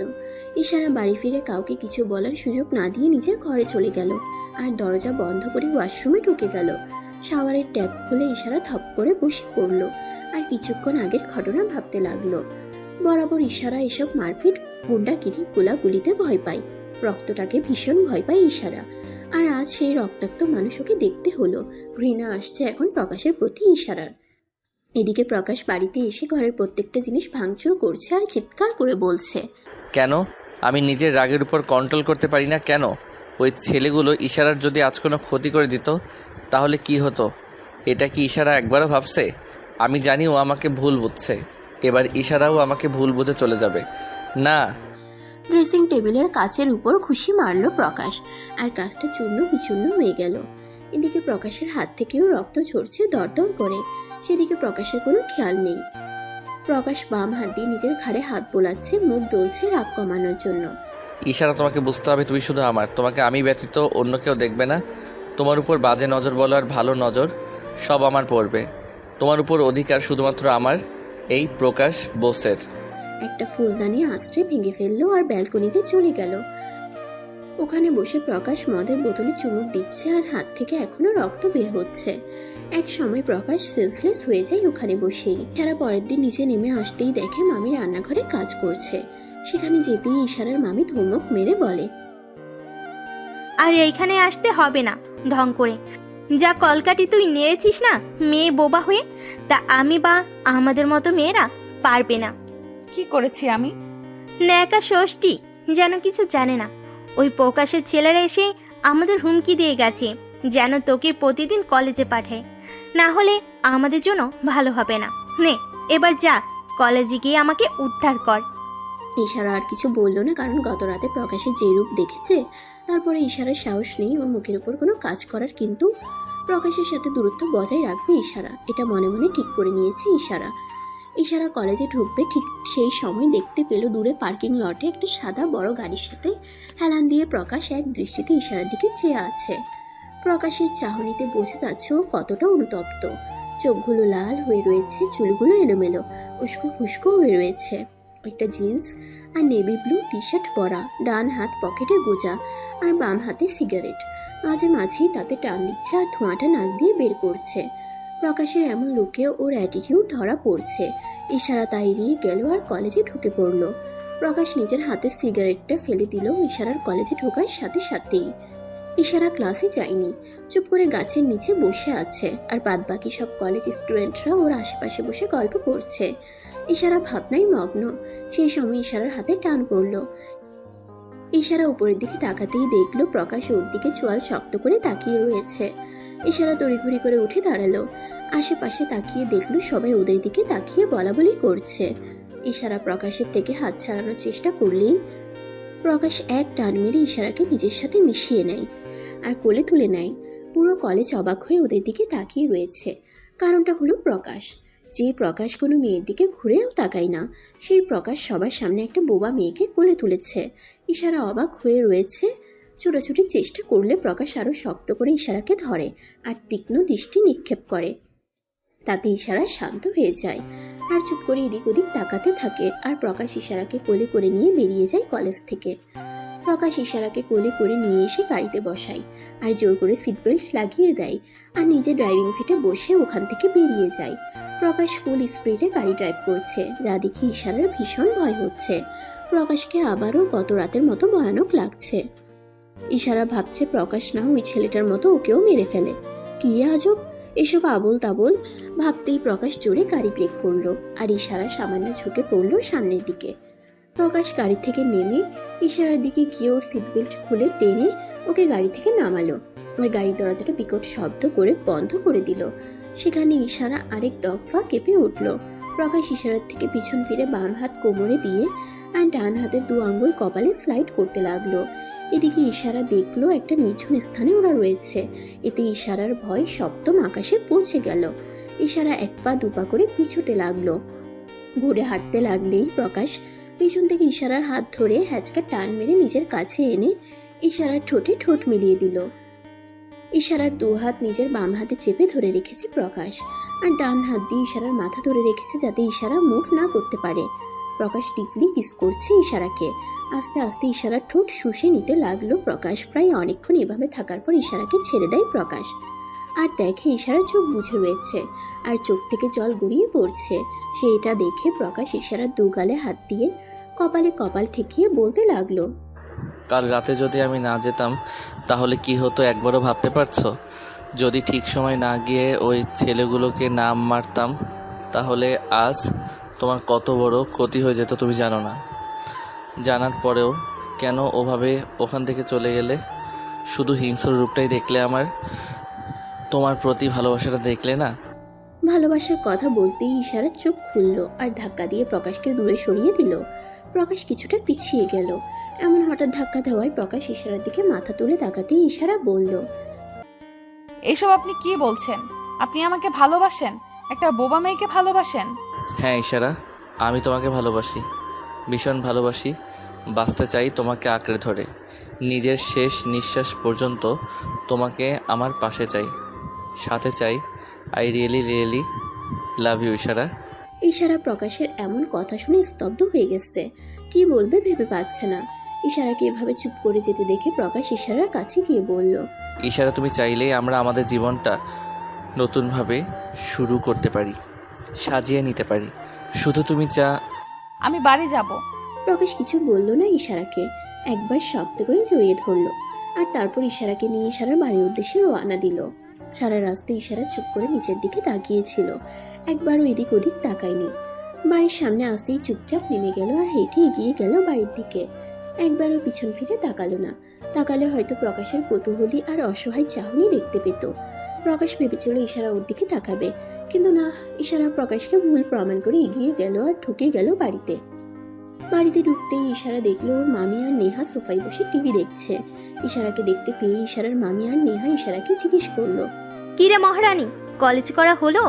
তা কি হবে, এত পড়াশোনা করে শেষে তো চাকরানি হয়েই থাকতে হবে। বাহ, বেশ ভালো বললে তো মা। কিন্তু চাকরানি যখন হবে তাহলে তুমি ওকে মহারানী বলো কেন? চাকরানি তো বলতেই পারো, এমনিতেই ঝিঘিরি করে আমাদের। আহা, আমাদের চাকরানি কেন হতে যাবে? যে ঘরে বিয়ে দিচ্ছি সেই ঘরের চাকরানি হবে। ওর নামে এই বাড়ি তো এই বাড়ির মহারানী, তাই না? ও তাই বলো। নাম মহারানীর আর কাম চাকরানির, কিন্তু ওকে বিয়ে করছে কে? ওই তো একটা মাঝবয়সী লোক, অনেক বড় লোক। একবার বিয়ে হয়েছিল, বউ নেই, আর একটা মেয়েও আছে। ইশারা বিয়ে করলে নাকি অনেক টাকা ও দেবে আমাদের। আর ওর ভাইয়ের যে অপারেশনটা হওয়ার কথা, হার্টে ফুটো আছে বলে, ওটার সব খরচ উনিই দেবেন। বাঁচবো আপাতত বিদায় হলে। যা বলেছো, এসব বোবা কালা নিয়ে থাকা যায় নাকি? কালা কেন বলছিস? কানে তো সব শোনে। ধুর, দেখো কয়েকদিন পর সেটাও পারবে না। এসব কথা বলে মামি আর নেহা হাসতে লাগলো, আর ইশারা চুপচাপ নিজের ঘরে চলে গেল। ইশারা ঘরে গিয়ে বসতেই ঈশান দৌড়ে ইশারার কাছে এলো আর কাঁদতে কাঁদতে বলল, দিদিয়া, তুই আমাকে ছেড়ে চলে যাবি মা বাবার মতো? ইশারা কিছু না বলে ঈশানকে জড়িয়ে ধরলো আর কাঁদতে লাগলো। আজ বাবা মা নেই বলে কত অত্যাচারিত হতে হচ্ছে ওদের দুজনকে। ইশারা জানতো ওর মামি একটা বয়স্ক লোকের সাথে ওর বিয়ে ঠিক করেছে, তাই তো প্রকাশকে কোনো জবাব না দিয়েই চলে এলো। ইশারা এই কয়দিন প্রকাশের সাথে ভালো ব্যবহার করবে বলে ঠিক করেছে। ভালো ব্যবহার করলে প্রকাশ কোনো সন্দেহ করবে না, আর বিয়েটাও ভালোভাবে মিটে যাবে। ইশারা চায় না প্রকাশের জীবনের সাথে নিজেকে জড়াতে। ওর মতো অক্ষম মেয়েকে বিয়ে করে কোনো ছেলে সুখী হতে পারবে না। বিয়ের পর স্বামী স্ত্রী নিজেদের মধ্যে প্রেমালাপ করে, সুখ দুঃখের কথা বলে। স্বামী স্ত্রী কেন, একজন প্রেমিক প্রেমিকার মধ্যেও এমনটা ঘটে। সেখানে ইশারা তো কথাই বলতে পারে না, প্রেমালাপ কি করবে, আর সুখ দুঃখের কথাই বা কি বলবে। আর যাই হোক, একটা বোবা মেয়েকে বিয়ে করে সংসার করা যায় না, এমনি কোনো ছেলেই তো চাইবে না। সেখানে প্রকাশ তো বড়লোকের ছেলে, দেখতেও সুন্দর। এমন সময় ইশারার মামি ইশারার ঘরে ঢুকলো আর কোনো কিছু না বলেই ইশারার আলমারি খুলতে লাগলো। ইশারার আলমারি খুলে গয়নার বাক্স বার করে সেটা খুলতেই মামি অবাক হয়ে গেল, কারণ তার মধ্যে রয়েছে অনেক ভারী ভারী সোনা। ইশারা উঠে গিয়ে হাত থেকে কেড়ে নিয়ে নিল বাক্সটা আর বলল, এটা আমার মায়ের জিনিস, একদম ধরবে না, আমি কাউকে দেব না এটা। মূলজা, কি করবি তুই? এসব সোনার গহনা নেই, জি চাকরানিদের এসব মানায় না, বুঝলি? আমার কাছে যে ইমিটেশন গহনা আছে সেগুলো পরেই বিয়েতে বসবি। এখন দে এগুলো। না বললাম তো, আমি দেব না এটা। মামি ইশারার গালে ঠাস করে একটা চর বসিয়ে দিল আর চুলের মুঠি ধরে বলল, দিবি না মানে তোর ঘাড় দেবে। এই গয়না না দিলে তোর ভাইয়ের চিকিৎসা করাবো না, ডিরেক্ট উপরে পাঠিয়ে দিব, বুঝলি? গয়নার বাক্সটা নিয়ে ইশারাকে বিছানার উপর ধাক্কা দিয়ে ফেলে দিয়ে চলে গেল। এদিকে ঈশানও তো ছোট, কি বা বলবে সে? এত ছোট বয়সে, মাত্র 12 বছর বয়সেই ছেলেটার হার্টে ফুটো ধরা পড়েছে, তাই মাঝে মাঝেই অজ্ঞান হয়ে যায়, ঠিক করে খেতেও পারে না, তাই দুর্বল। ইশারা নিজে না খেয়ে ঈশানকে খাওয়ায়, নিজের খাবার যখন ঈশানের দুর্বল লাগে। কিন্তু যেদিন খাবার দেয় না ইশারাকে, সেদিন আর কি করবে ইশারা? নিজে না খেলেও তো চলে না, তাই চায়ের দোকানের কাকার থেকে পাউরুটি এনে নিজে একটু খায় আর ভাইকেও দেয়। পরে টাকা শোধ করে দেয় লোকের বাড়ি কাজ করে জমানো টাকা দিয়ে। যা মাইনে পাই লোকের বাড়ি কাজ করে সেটাও মামি নিয়ে নেয়, তাই রাগ করে ইশারা কাজ ছেড়ে দেয় আর মামিকে বলে কাজ থেকে ছাড়িয়ে দিয়েছে। আর কাজ খোঁজার নাম করে মাঝে মাঝে কলেজ যায় আর সেখানে একটা বাড়ি খুঁজে নেয়। কাজের সেই টাকাটা দিয়েই চালায় মামির অজান্তে। ঈশান চুপ করে চলে গেল ঘর থেকে, আর বাইরে বেরিয়ে গেল বাড়ির। মন খারাপ হলে ঈশান এটাই করে, কিন্তু বাইরে বেরিয়ে কিছুটা এগোতেই দেখলো আগের দিন যেই দাদাটা ওর দিদিকে বাঁচিয়েছিল আর ওদের খাবার খাওয়িয়েছিল, সেই দাদাটা গাড়ির উপর বসে রয়েছে আর একদিকে তাকিয়ে রয়েছে। ঈশান সেই দিকে তাকালো যেখানে ছেলেটা তাকিয়ে রয়েছে, আর দেখলো এটা ইশারার বারান্দা। প্রকাশ বাড়ি না গিয়ে ইশারার ঘরের বাইরে রাস্তায় গাড়ি দাঁড় করিয়ে সেখানে বসে রয়েছে, আর ইশারার ব্যালকনির দিকে চেয়ে রয়েছে। প্রকাশকে ওভাবে দেখে ঈশান প্রকাশের কাছে গেল আর বলল, তুমি ওভাবে আমার দিদি আর ব্যালকনের দিকে তাকিয়ে রয়েছে কেন? ঈশানের গলার আওয়াজ পেয়ে প্রকাশ লাফ দিয়ে নামলো আর ঈশানের কাছে হাঁটু গেড়ে বসে বলল, তোমার দিদিয়াকে দেখতে যে আমার মনটা ছটফট করছে, তাই তো চাতক পাখির মতো চেয়ে রয়েছি। তোমার দিদিয়াকে দেখলেই এই মনে শান্তি আসবে, তৃপ্তি পাবে। তাহলে তো বাড়িতেই যেতে পারো, এখানে বসে আছো কেন চাতক পাখির মতো? প্রকাশ ঈশানের কথায় ফিক করে এসে দিল আর ঈশানকে কোলে নিয়ে গাড়ির উপরে বসালো আর বলল, আচ্ছা ঈশান, তুমি এত রাতে এখানে বাড়ির বাইরে কি করছো? এমনি ভালো লাগছিল না। আচ্ছা তুমি আমার নাম জানলে কি করে? আমি তো তোমার নাম জানি না। হো, আমি সব জানি। আমার নাম প্রকাশ। প্রকাশ? হুম। ইশারা আর প্রকাশ, ইশারা দিয়ে তো মনের কথা প্রকাশ করা হয়, আর ভালোবাসাও। তোমার সাথে আমার দিদিয়ার নামের কি সুন্দর মিল। যদিও তোমার নামটা অড, তবুও একসাথে বেশ সুন্দর লাগছে ইশারা প্রকাশ। তুমি তো ভীষণ পাকা। আচ্ছা, যাও ঘরে যাও, আর তোমার দিদিয়াকে বেলকনিতে পাঠাও। আমি পারবো না। আমাকে পাকা কেন বললে? আচ্ছা ঠিক আছে, তুমি কাঁচা পাকা না। আর এ নাও। এটা আমার। তোমার দিদিয়াকে দিয়ে দেব ভেবেছিলাম তোমার জন্য, বাট ভুলে গেছিলাম। থ্যাংক ইউ প্রকাশ ভাইয়া। আমি এক্ষুনি দিদিয়াকে ব্যালকনিতে আসতে বলছি। এই বলে ঈশান দৌড় দিল বাড়ি থেকে নেমে, আর প্রকাশ হাসলো। ঠিক বলেছো তুমি ঈশান, আমাদের সম্পর্কে ইশারাই ভালোবাসার প্রকাশ পাবে। এই বলে আবার তাকালো ব্যালকনির দিকে। ঈশান প্রকাশের কথা বলতে ইশারা ব্যালকনিতে চলে গেল, কারণ প্রকাশকে কিছু বুঝতে দেওয়া যাবে না। ইশারা ব্যালকনিতে গিয়ে প্রকাশকে দেখতে পেল, আর একটা শুকনো হাসি দিল প্রকাশ ইশারাকে দেখে। ইশারা সেই দেখে চোখ নামিয়ে ঘরে চলে এলো, আর প্রকাশ বেরিয়ে গেল। অন্তত নিজের প্রাণ পাখির দেখা তো পেল। এইভাবেই চলতে লাগলো দিন। প্রকাশ কিছু জানে না ইশারার বিয়ের ব্যাপারে এখনো পর্যন্ত। এমনই একদিন প্রকাশ ইশারাকে কলেজে পেল না, ভাবলো হয়তো শরীর খারাপ, তাই নিজের কাজে চলে গেল। আর ঠিক সেই সময় ঈশান বেরিয়েছিল প্রকাশকে খবর দিতে যে আজ ইশারার বিয়ে। না পেয়ে বাড়ি ফিরে যায় ঈশান, আর বিকেলে আবার বের হয়, আর পেয়েও যায় প্রকাশকে, আর তারপর সবটা বলে প্রকাশকে। সেই শুনে প্রকাশ ঈশানকে বাড়ি যেতে বলে, আর চিন্তা করতে না করে। এরপরের ঘটনা তো আপনারা জানেনই। বর্তমান প্রকাশ কথাগুলো বলে থেমে গেল, আর চুপচাপ ইশারার কোলে শুয়ে রইল। আর কিছুক্ষণ পর অনুভব করলো ইশারার হাত প্রকাশের চুলে বিচরণ করছে না, থেমে গেছে। তাই প্রকাশ ইশারার কোল থেকে মাথা তুলে দেখলো ইশারা বিছানায় হেলান দিয়ে ঘুমিয়ে পড়েছে। সেই দেখে প্রকাশ ইশারাকে আস্তে করে বেডে শুয়ে দিল, আর কপালে হাত বোলাতে বোলাতে বলল, তুমি কবে বুঝবে ইশারা, আমি তোমাকে ভালোবাসি, ভীষণ ভালোবাসি। তোমাকে আঁকড়ে ধরে বাকিটা জীবন কাটাতে চাই। প্রকাশ ইশারার কপালে ঠোঁট ছুঁয়ে সোফায় শুয়ে পড়ল। আমি জানি প্রকাশ, আপনি আমাকে ভালোবাসেন, কিন্তু এতে যে আপনার জীবন নষ্ট হবে। আমি ভেবেছিলাম হয়তো বিয়েটা আমার ওই লোকটার সাথেই হয়ে যাবে, হয়ে গেলেই ভালো হতো, তাহলে আপনার জীবনটা নষ্ট হতো না। আমি বুঝেছি আপনি আমাকে ভালোবাসেন, কিন্তু আপনি কবে বুঝবেন আমি আপনাকে কখনো সুখী করতে পারবো না। ইশারার ঘুম প্রকাশের ঠোঁটের ছোঁয়াতেই ভেঙে গেছে, তবুও নড়াচড়া করেনি ও। প্রকাশের কথাগুলো শুনে আপন মনেই কথাগুলো বলল, আর ঘুমিয়ে গেল। সকালে ইশারা ফ্রেশ হয়ে রেডি হয়ে নিয়েছে, কিন্তু প্রকাশের আসার নামই নেই। ইশারা সেই কখন থেকে প্রকাশের জন্য অপেক্ষা করছে, কিন্তু তার কোনো পাত্তাই নেই। ইশারা নিচেও নামেনি, কারণ প্রকাশ সার্ভেন্ট দিয়ে বারণ করে দিয়েছে। ইশারার এবার বিরক্ত লাগছে পরের বিবি হয়ে বসে থাকতে, তাই কোনো কিছু না ভেবেই ইশারা আস্তে আস্তে নিচে নামলো। আর সেই সময় রান্নাঘর থেকে টুংটাং আওয়াজ শুনতে পেল। ইশারা রান্নাঘরের দিকে এগোতেই দেখতে পেল প্রকাশ রান্না করছে, আর সামনে ডাইনিং টেবিলে খাবারও সাজানো হয়ে গেছে প্রায়। ডাইনিং টেবিলে সকালের ব্রেকফাস্ট যেমন orange juice, bread, jam, butter, sandwich সব সাজানো। ইশারা এবার প্রকাশের দিকে তাকাতেই দেখলো প্রকাশ ডিম ফাটাচ্ছে, আর ফ্রাইং প্যান গ্যাস ওভেনে বসানো। ইশারা প্রকাশের দিকে এগিয়ে যেতেই প্রকাশ বলল, তোমাকে না বললাম নিচে আসতে না, তাহলে কেন এসেছো? প্রকাশ ইশারার সাথে কথা বলতে গিয়ে বিনা কিছু সাহায্যে ওভেনে বসানো ফ্রাইং প্যানটা ধরে ফেললো, আর তৎক্ষণাৎ হাত সরিয়ে নিল, কারণ ফ্রাইং প্যানটা গরম ছিল।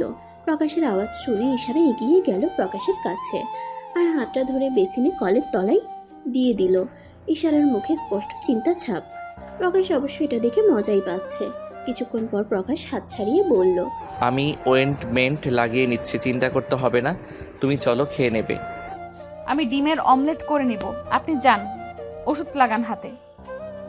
এই হাতে আপনাকে এসব করতে হবে না। কিন্তু প্রকাশকে আর কিছু বলতে না দিয়ে ধাক্কিয়ে বার করে দিল। ইশারা ডিমের অমলেট করে ডাইনিং টেবিলে এসে রাখলো, আর প্রকাশ তো চেয়ারে বসে এক মনে ইশারাকেই দেখে চলেছে। আজ ইশারা কচি কলাপাতা কালারের একটা শাড়ি পরেছে, যেটা আলমারিতে রাখা ছিল। বরাবরই প্রকাশের এই রংটা ভীষণ পছন্দের, আর ইশারা যে এই রঙের শাড়িটা নিজের বিয়ের পরে প্রথম দিন পরবে সেটা প্রকাশ কল্পনা করতে পারেনি। ইশারা দেখতে ভীষণ সুন্দর, গোলগাল মুখ, টানা টানা চোখ, ফর্সা গায়ের রং, হালকা গোলাপি ঠোঁট আর লম্বা কোমর ছাড়ানো একছেয়ে চুল। সব দিক থেকে ইশারা সঠিক, শুধু কথা বলতে পারে না, এটাই ইশারার অক্ষমতা।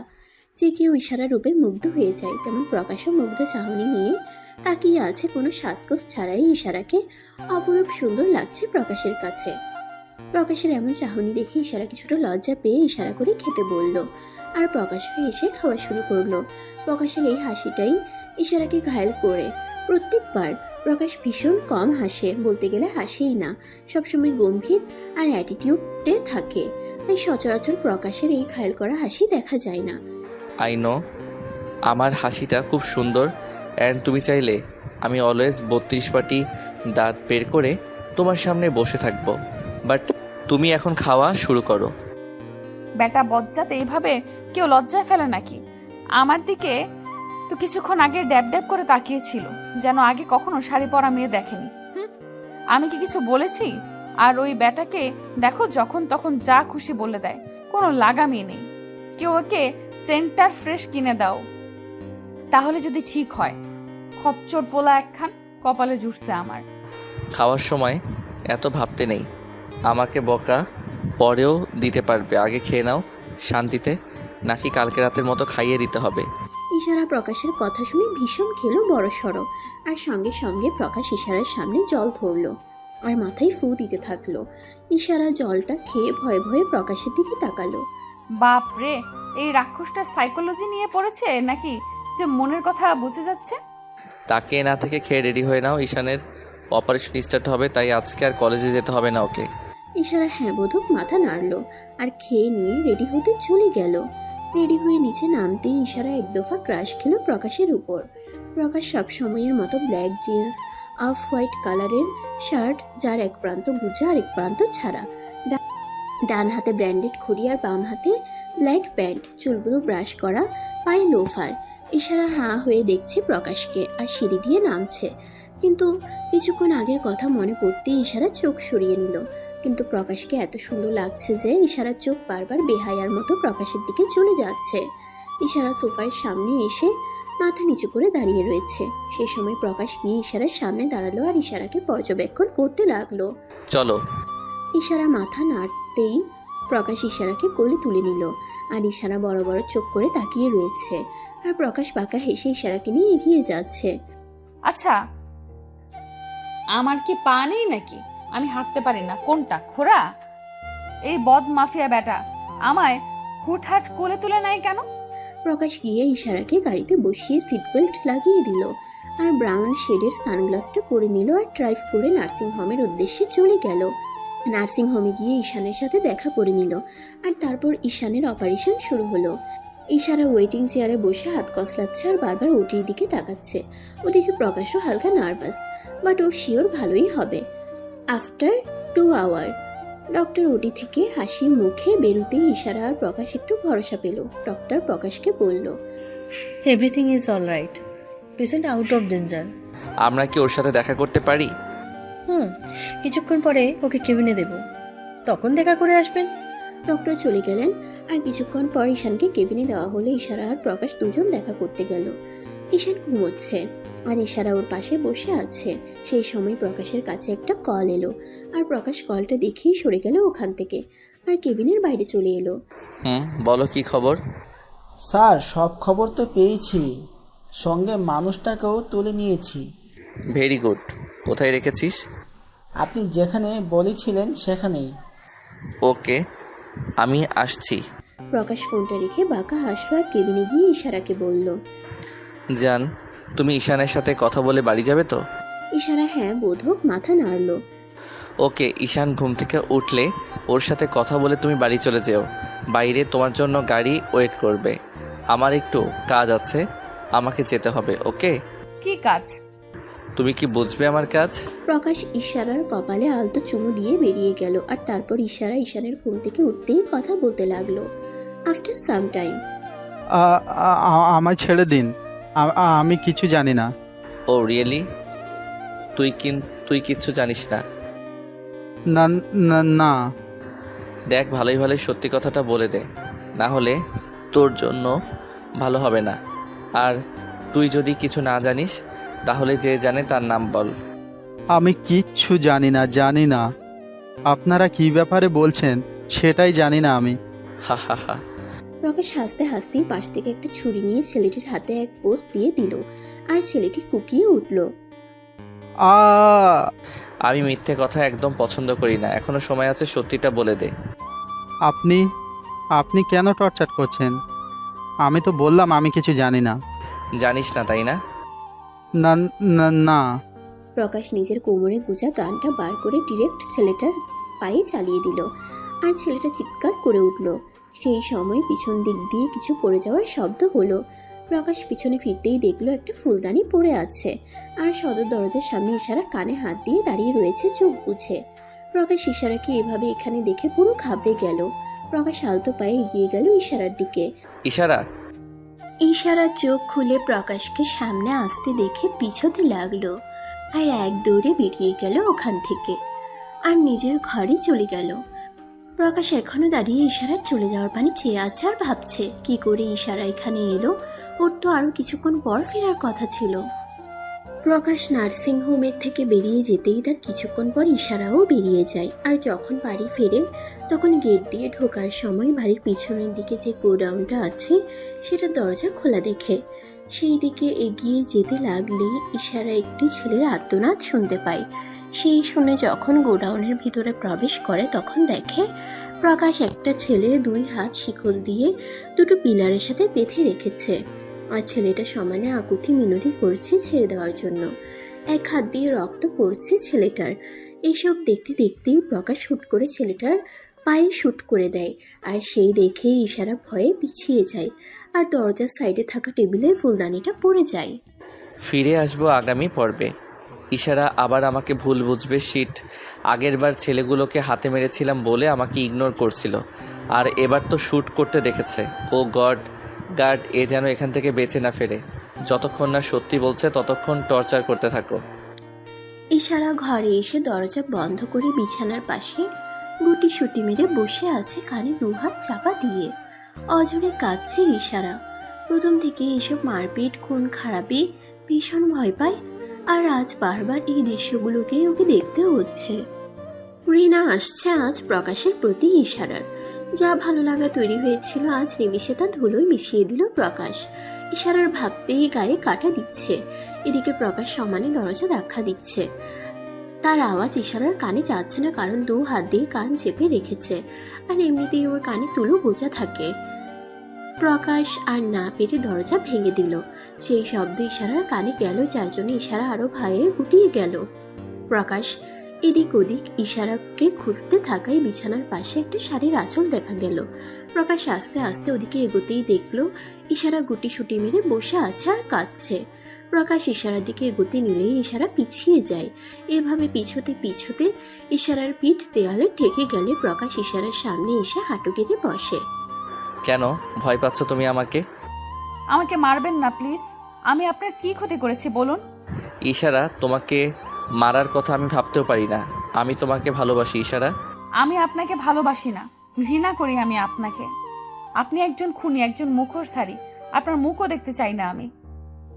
প্রকাশ ইশারার কথা সবই বুঝতে পারছে, কারণটা আস্তে আস্তে জানবেন, কিন্তু ইশারাকে সত্যিটা বলতে পারছে না। এখন যে সময় হয়নি সত্যিটা জানার, কিন্তু ইশারা যা রিয়্যাক্ট করছে তাতে ওকে সত্যিটা বলে দেওয়াই ভালো।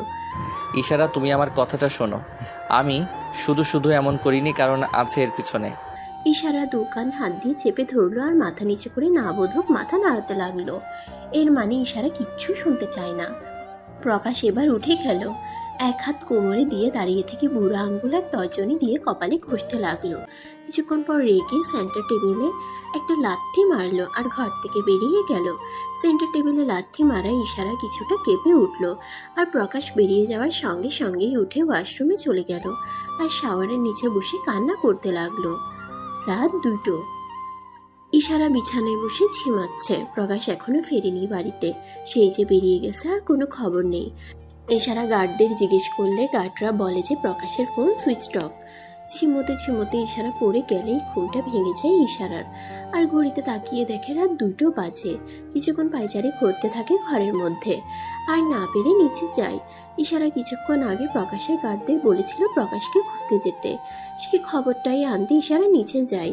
ইশারা সিঁড়ি দিয়ে নামতেই দেখে দুটো গার্ডের ঘাড়ে ভর করে প্রকাশ হেলতে দুলতে বাড়ি ঢুকছে। ঠিক মতন হাঁটতেই পারছে না। ইশারা সিঁড়ি থেকে সরে গেলে গার্ড দুটো প্রকাশকে নিয়ে ঘরে চলে যায়। আর ইশারা দাঁড়িয়ে চোখে জল ফেলতে লাগে। এইসব দেখাই বাকি ছিল আমার। আর কত কিছু সহ্য করতে হবে এই জীবনে আমার। ভেবেছিলাম একজন ভালো স্বামী পেয়েছি, কিন্তু না, এখন মনে হচ্ছে এমন স্বামী থাকার থেকে না থাকাই ভালো। ভণ্ডামি করে মানুষ খুন করে আবার নেশাও করে। বাহ, কি কপাল আমার! ভগবান বোধ হয় আমার কপালে সুখের ছিটাফোঁটাও দেননি। মাঝে মধ্যে ইচ্ছে করে নিজেকে শেষ করে দেই। ইশারা কাঁদতে কাঁদতে সিঁড়িতে বসে পড়লে একজন এসে ইশারার পাশে বসে। আর ইশারা পাশ ফিরে তাকাতেই দেখে প্রকাশের একটা কার্ড। আমার সাথে আপনার ঠিক করে কোনোদিন পরিচয় হয়নি, তাই না বৌদি? আমি রাতুল, প্রকাশের ভাই। ইশারা অবাক হয়ে তাকায় ভাই কথাটা শুনে। প্রকাশের ভাই আছে এটা তো প্রকাশ কোনোদিন বলেনি। তাহলে আমি জানি আপনি ভাবছেন এইসব আমি কি বলছি। আসলে আমি প্রকাশদার নিজের ভাই নই। আমি অনাথ, রাস্তায় রাস্তায় ঘুরে ঘুরে কাজ করতাম। আজ থেকে 4 বছর আগে হঠাৎ করে একটা ড্রাগস ডিলারদের হাতে পড়ে যাই। ওরা আমাকে বলে যে ওদের হয়ে ড্রাগস পাচার করতে হবে, আর এটাই আমার কাজ। আমি চাইলেও না করতে পারবো না, কারণ আমি ওদেরকে আর ওদের ব্যবসা সম্পর্কে জেনে গেছি। যদি আমি কাজটা না করি তাহলে আমায় ওরা খুন করে দেবে। প্রাণের ভয়ে আমি কাজটা করি আর ধরা পড়ে যাই প্রকাশদার হাতে। আমার বয়স খুব কম ছিল, তখন সবে 18, আর প্রকাশদার 20।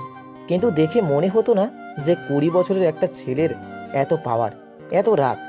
ভেবেছিলাম হয়তো মেরে দেবে আমায়, কারণ আমি মুখ খুলতে পারবো না আমার গ্যাংয়ের বিরুদ্ধে। তাহলে তারা কোনো না কোনোভাবে আমায় মেরে দেবে। কিন্তু না, প্রকাশদা আমায় সুযোগ দিল, বলল সত্যিটা বললে আমায় ছেড়ে দেবে। আমি অবশ্য বিশ্বাস করিনি, কারণ সবাই সচরাচর কথা বার করানোর জন্য এইসব মিথ্যে কথাটা বলেই থাকে। তাই আমি ভাবলাম সত্যিটা বলে দেওয়াই ভালো, অন্তত একটা ভালো কাজ করে মরব। আমি সত্যি কথা বলতেই অদ্ভুতভাবে প্রকাশদা আমায় মারল না, বরং অনেক প্রোটেকশন দিয়ে রাখলো, যাতে আমায় কেউ মারতে না পারে। কয়েকদিন পর খবর পেলাম প্রকাশদা ওদেরকে পুলিশের হাতে দিয়ে দিয়েছে, আর একজনকে মেরে দিয়েছে, কারণ সে নাকি একটা মেয়েকে করেছিল, আর এমন অনেক মেয়েকে ও পাচার করেছে। তাই তাকে পুলিশের হাতে না দিয়ে প্রকাশদা মেরে দিয়েছে। আমি মনে করি যথেষ্ট ভালো কাজ করেছেন প্রকাশদা। ইশারা চুপ করে সব শুনছে রাতুলের কথাগুলো। রাতুল আবার বলতে লাগলো, এরপর থেকে প্রকাশদা আমাকে নিজের ভাই মনে করে, আর আমি তাকে দাদা। আমি হলপ করে বলতে পারি প্রকাশদা আজ পর্যন্ত কোনো অন্যায় করেনি। আপনাকে ভীষণ ভালোবাসে প্রকাশদা, সব করতে পারে আপনার জন্য। কেন বলছি জানেন? আজ পর্যন্ত কোনো মেয়েকে নিয়ে এতটা ভাবিনি, তার পরিবার নিয়ে ভাবিনি। আমাদেরকে টাকা দিয়ে দিত, আমরা পৌঁছে দিতাম, আর আপনাকে তো নিজের দায়িত্বে মনে করে নিজের সম্পত্তি মনে করে। একটু বোঝার চেষ্টা করুন, দেখবেন ওর ভেতরের কষ্টগুলোকে অনুভব করতে পারবেন। আজ অনেক দিন পর প্রকাশদা ড্রিঙ্ক করলো, তাও এভাবে সম্ভবত আপনার সাথে পরিচয় হওয়ার পর এইসব ছেড়েই দিয়েছিল। যাই হোক, ওরা রেখে এসেছে প্রকাশদাকে। আপনি ঘরে যেতে পারেন, আর ক্যান্ডলি আমার কথাগুলো একটু ভেবে দেখবেন। রাতুল কথাগুলো বলে চলে গেল। আর ইশারা নিজের চোখের জল মুছে ঘরের উদ্দেশ্যে হাঁটা ধরলো। ঘরে গিয়ে দেখলো প্রকাশ বিছানায় এলোমেলো হয়ে শুয়ে রয়েছে, পায়ের জুতোটাও খোলেনি। ইশারা গিয়ে পায়ের জুতোটা খুলে দিল, আর প্রকাশকে ঠিকভাবে শোয়ানোর চেষ্টা করতে গেলেই প্রকাশ 2 হাতে ভর করে উঠে বসলো, আর ইশারার কোমর জড়িয়ে ধরে ওর ঠোঁটে ঠোঁট মিলিয়ে দিল। প্রকাশ খুব সফটলি কিস করছে ইশারাকে, শুষে নিচ্ছে ইশারার ঠোঁট। আর ইশারা আজকে বাধা দিতে চেয়েও দিতে পারছে না, বরং প্রথমবারের মতো প্রকাশের সাথে তালে তাল মিলাচ্ছে। প্রকাশ ইশারার কোমর শক্ত করে জড়িয়ে ধরে নিজের সাথে মিশিয়ে নিল, আর ইশারা প্রকাশের গলা জড়িয়ে ধরে আছে, চুল মুঠো করে রেখেছে। প্রায় অনেকক্ষণ পর ইশারার ঠোঁট ছাড়লো প্রকাশ, আর গলায় মুখ ডুবিয়ে দিল। আর একটা ডিপ কিস করলো গলায়, যার ফলে ইশারা প্রকাশের কাঁধ খামচে ধরলো। প্রকাশ নেশাক্ত কণ্ঠে বলতে লাগলো, আমার তোমাকে চাই ইশারা, সারা জীবনের জন্য চাই, ভালোবাসতে চাই তোমাকে, আমি ভীষণ ভীষণ ভালোবাসতে চাই। আই লাভ ইউ এ লট। প্রকাশের কথাগুলো যেন আজ ইশারার মনে অনুভূতি জাগিয়ে তুলছে। ইশারা প্রকাশের মাথায় হাত বুলিয়ে দিচ্ছে, আর প্রকাশ ইশারার গলায় মুখ ডুবিয়ে রেখেছে। কিছুক্ষণ পর ইশারার গলার মধ্যে নিজের নাক ঘষে দিল প্রকাশ, আর ইশারা সরে গেল। ইশারা সরে গিয়ে প্রকাশকে ঠিক মতো শুয়ে দিল, আর উঠে যেতে নিলেই প্রকাশ হাত ধরে টেনে ইশারাকে বিছানায় বসিয়ে ওর কোলে মাথা রেখে পেটে মুখ গুজে দিল আর ঘুমিয়ে পড়ল। এদিকে ইশারা প্রকাশের কাণ্ড কারখানা দেখে হাসবে না কাঁদবে বুঝতে পারছে না। পরের দিন সকালে প্রকাশ ঘুম থেকে উঠে সারা বাড়ি খুঁজে ফেলেছে, ইশারা কোথাও নেই। আর গত রাতের কোনো কথাই প্রকাশের মনে নেই, তাই ও তন্ন তন্ন করে খুঁজছে। হুট করে রাতুল এসে প্রকাশকে বলল যে ইশারা কলেজে গেছে। এটা শুনে প্রকাশ একটু দম ফেললো, আর সঙ্গে সঙ্গে ফ্রেশ হয়ে ইশারার কলেজে চলে গেল। কলেজে গিয়ে সবাইকে ইশারার ব্যাপারে জিজ্ঞেস করতেই সবাই বলল ইশারা আজ কলেজে আসেই। এই শুনে প্রকাশ নিজের গার্ডদের বলল পুরো শহর খোঁজ নিতে। প্রকাশও বেরিয়ে পড়ল। 2 দিন পর ঘরের মেঝেতে মদের বোতল ছড়িয়ে ছিটিয়ে রয়েছে, আর প্রকাশ মেঝেতে সোজা হয়ে শুয়ে রয়েছে হাতে একটা মদের বোতল নিয়ে। 2 দিন হয়ে গেছে ইশারাকে প্রকাশ কোথাও পায়নি। পাথর হয়ে গেছে প্রকাশ, চিৎকার করে কাঁদে, রাত হলেই কোনো কথা বলে না, চুপচাপ ঘরে বন্দি হয়ে থাকে আর মদ খেয়ে মাতাল হয়ে থাকে। কেউ খোঁজ খবর দিতে আসলে ইশারায় সেটা শোনে আর পাগলের মতো হাসে। প্রত্যেকটা খবর প্রকাশকে কাঁদায়, কারণ ইশারাকে পাওয়া যায়নি। ইশারা, কেন আমায় ছেড়ে চলে গেলে? একবার আমার কথাটা শুনতে পারতে। আমি যে পারবো না, তোমাকে ছাড়া বাঁচতে পারবো না আমি। প্রকাশ রক্ত চক্ষু নিয়ে একটা সোফায় বসে আছে, হাতে একটা ওয়াইনের গ্লাস। জোয়াল শক্ত করে রেখেছে প্রকাশ, দাঁত কড়মড় করছে। এক চুমুকে ওয়াইনটা খেয়ে নিয়ে গ্লাসটা হাতে শক্ত করে চেপে ধরলো। এতটা জোরে চেপে ধরলো যে গ্লাসটা ভেঙেই গেল। গ্লাসটা ভেঙে গিয়ে কাজটা প্রকাশের হাতেই কেটে গেছে, আর অঝরে রক্ত পড়ছে হাত থেকে। কিন্তু প্রকাশের চাহনি সামনের দিকে স্থির হয়ে রয়েছে একজনের উপর। বিছানায় হাঁটু মুড়ে বসে বসে কাঁদছে ইশারা। এই মুহূর্তে প্রকাশকে জমের থেকেও বেশি ভয় পাচ্ছে ইশারা, তাই সমানে ফুপিয়ে ফুপিয়ে কাঁদছে। প্রকাশের হাতের রক্তটা দেখে ইচ্ছে করছে গিয়ে ওষুধ লাগিয়ে দিতে, কিন্তু ভয়ের কারণে সেটাও পারছে না ইশারা। কিছুক্ষণ আগে প্রকাশ নিজের ঘরে বসে স্মোক করছে, সেই সময় প্রকাশের কাছে ফোন এলো। ইশারা বৌদির খবর পেয়েছি ভাই, তুমি তাড়াতাড়ি নিচে আসো। প্রকাশ আর এক মুহূর্ত দেরি করলো না, সঙ্গে সঙ্গে যা পড়েছিল তাই পরে বেরিয়ে গেল রাতুলের সাথে। প্রকাশ আজ ড্রাইভ করছে না, রাতুল ড্রাইভ করছে। প্রকাশের শরীর খুব একটা ভালো না, এই 2 দিন ঠিকমতো খাইনি, শুধু ছাইপাশ খেয়েছে আর স্মোক করেছে, তাও ভালো, নিজের কোনো ক্ষতি তো করেনি, মনে মনে ভাবছে রাতুল। কিছুক্ষণ পরেই রাতুল আর প্রকাশ পৌঁছে গেল সেই জায়গায় যেখানে ইশারা আছে বলে খোঁজ পেয়েছে রাতুল। একটা 1 তলা সিমেন্টের বাড়ি, শহরের থেকে অনেক দূরে, প্রায় শেষ প্রান্তে। প্রকাশ রাতুলের দিকে তাকাতেই রাতুল ইশারা করলো ভিতরে যাওয়ার জন্য। প্রকাশ রাতুলকে হাত দিয়ে ইশারা করলো বাড়ির বাইরে থাকার জন্য, আর নিজেই গিয়ে গেল বাড়ির ভিতরে। বুক কাঁপছে প্রকাশের, যদি ইশারা না থাকে এখানে। যদিও না পাই ইশারাকে, একটা লম্বা নিঃশ্বাস নিয়ে প্রকাশ বাড়ির ভিতরে গেল। দরজা খোলা তাই আর নক করলো না, চুপচাপ ভেতরে প্রবেশ করলো। কিন্তু কিছুটা এগোতেই কারো পায়ের নুপুরের ছন ছন শব্দ পেল। এই একটা শব্দ দ্বারাই প্রকাশের ভিতরে শীতল হাওয়া বইয়ে দিচ্ছে। প্রকাশের যে বড্ড চেনা এই নুপুরের শব্দ। প্রকাশ চোখ বন্ধ করে শব্দটা শুনছে, তীব্র থেকে তীব্র হচ্ছে শব্দটা। কিন্তু হঠাৎ থেমে গেল শব্দটা। স্টিলের বাসন কোসন পড়ে যাওয়ার রিনঝিন শব্দ এলো, আর প্রকাশ দ্রুত নিজের চোখ খুলল। চোখ খুলতেই দেখতে পেল ইশারাকে। ইশারা প্রকাশকে দেখে ভীষণ পরিমাণ ভয় পেয়ে গেছে, হাত পা ঠান্ডা হয়ে যাচ্ছে, হাঁটু ভেঙে আসছে ইশারার। ইশারার পিছন থেকে ইশারাকে পাশ কাটিয়ে দৌড়ে গিয়ে জড়িয়ে ধরলো ঈশান প্রকাশকে, আর বলতে লাগলো, দেখলি দিদিয়া, আমি বলেছিলাম না প্রকাশ ভাইয়া আসবে? তুই খালি খালি রাগ করতিস আমার উপর। আমি তো জানি প্রকাশ ভাইয়া তোকে কতটা ভালোবাসে। তুই একটা বোকা, বুঝিস না প্রকাশ ভাইয়ের ভালোবাসাটা। শুধু শুধু এই 2 দিন প্রকাশ ভাইয়াকে কষ্ট দিলি। কতবার বললাম কোথায় নিয়ে যাচ্ছিস আমায়, কিছু বললেই না আমায়। দেখ তো ভাইয়ের অবস্থা কি হয়েছে এই 2 দিনে। ইশারা ঈশানের কথাই প্রকাশের দিকে ভালো করে তাকিয়ে দেখলো। মাথার চুলগুলো এলোমেলো, চোখ মুখ শুকিয়ে গেছে, গোলাপি ঠোঁটগুলো কেমন কালো বর্ণ ধারণ করেছে, বড় বড় চোখগুলো ছোট ছোট লাগছে। দেখে মনে হচ্ছে কতদিন ঠিকমতো খাইনি ঘুমায়নি। ইশারা অবাক হয়ে যাচ্ছে প্রকাশের অবস্থা দেখে। মাত্র 2 দিনে এতটা খারাপ অবস্থা করেছে নিজের। সত্যি বলতে ইশারাও এই 2 দিন ভালো ছিল না। ইশারা দেখলো প্রকাশ একটা টি শার্ট আর ট্রাউজার পরা। এর মানে খবর পেতেই হয়তো ছুটে চলে এসেছে ইশারার কাছে। প্রকাশ ঈশানের মাথায় হাত বুলালো, চুলগুলো এলোমেলো করে দিয়ে বলল, বাইরে রাতুল আঙ্কেল গাড়ি নিয়ে দাঁড়িয়ে আছে, তুমি গিয়ে বসে পড়ো গুড বয়ের মতো, ওকে? ইয়ে কি মজা, বাড়ি যাব, হুররে। প্রকাশ 1 পা 2 পা করে এগিয়ে যাচ্ছে ইশারার দিকে, আর ইশারা ভয়ে সালোয়ারের ওড়না ভেজাচ্ছে। প্রকাশ ইশারার সামনে এসে ট্রাউজারের পকেটে হাত গুজে দাঁড়িয়ে শান্ত গলায় বলল, কেন এভাবে ছেড়ে চলে এলে ইশারা? ইশারা নিশ্চুপ, শুধু চোখের জল ফেলছে মাথা নিচু করে। আমি কি এতটা খারাপ ইশারা যে আমার সাথে থাকা যায় না? এত ভালোবাসার পরেও তুমি আমাকে ছেড়ে চলে এলে।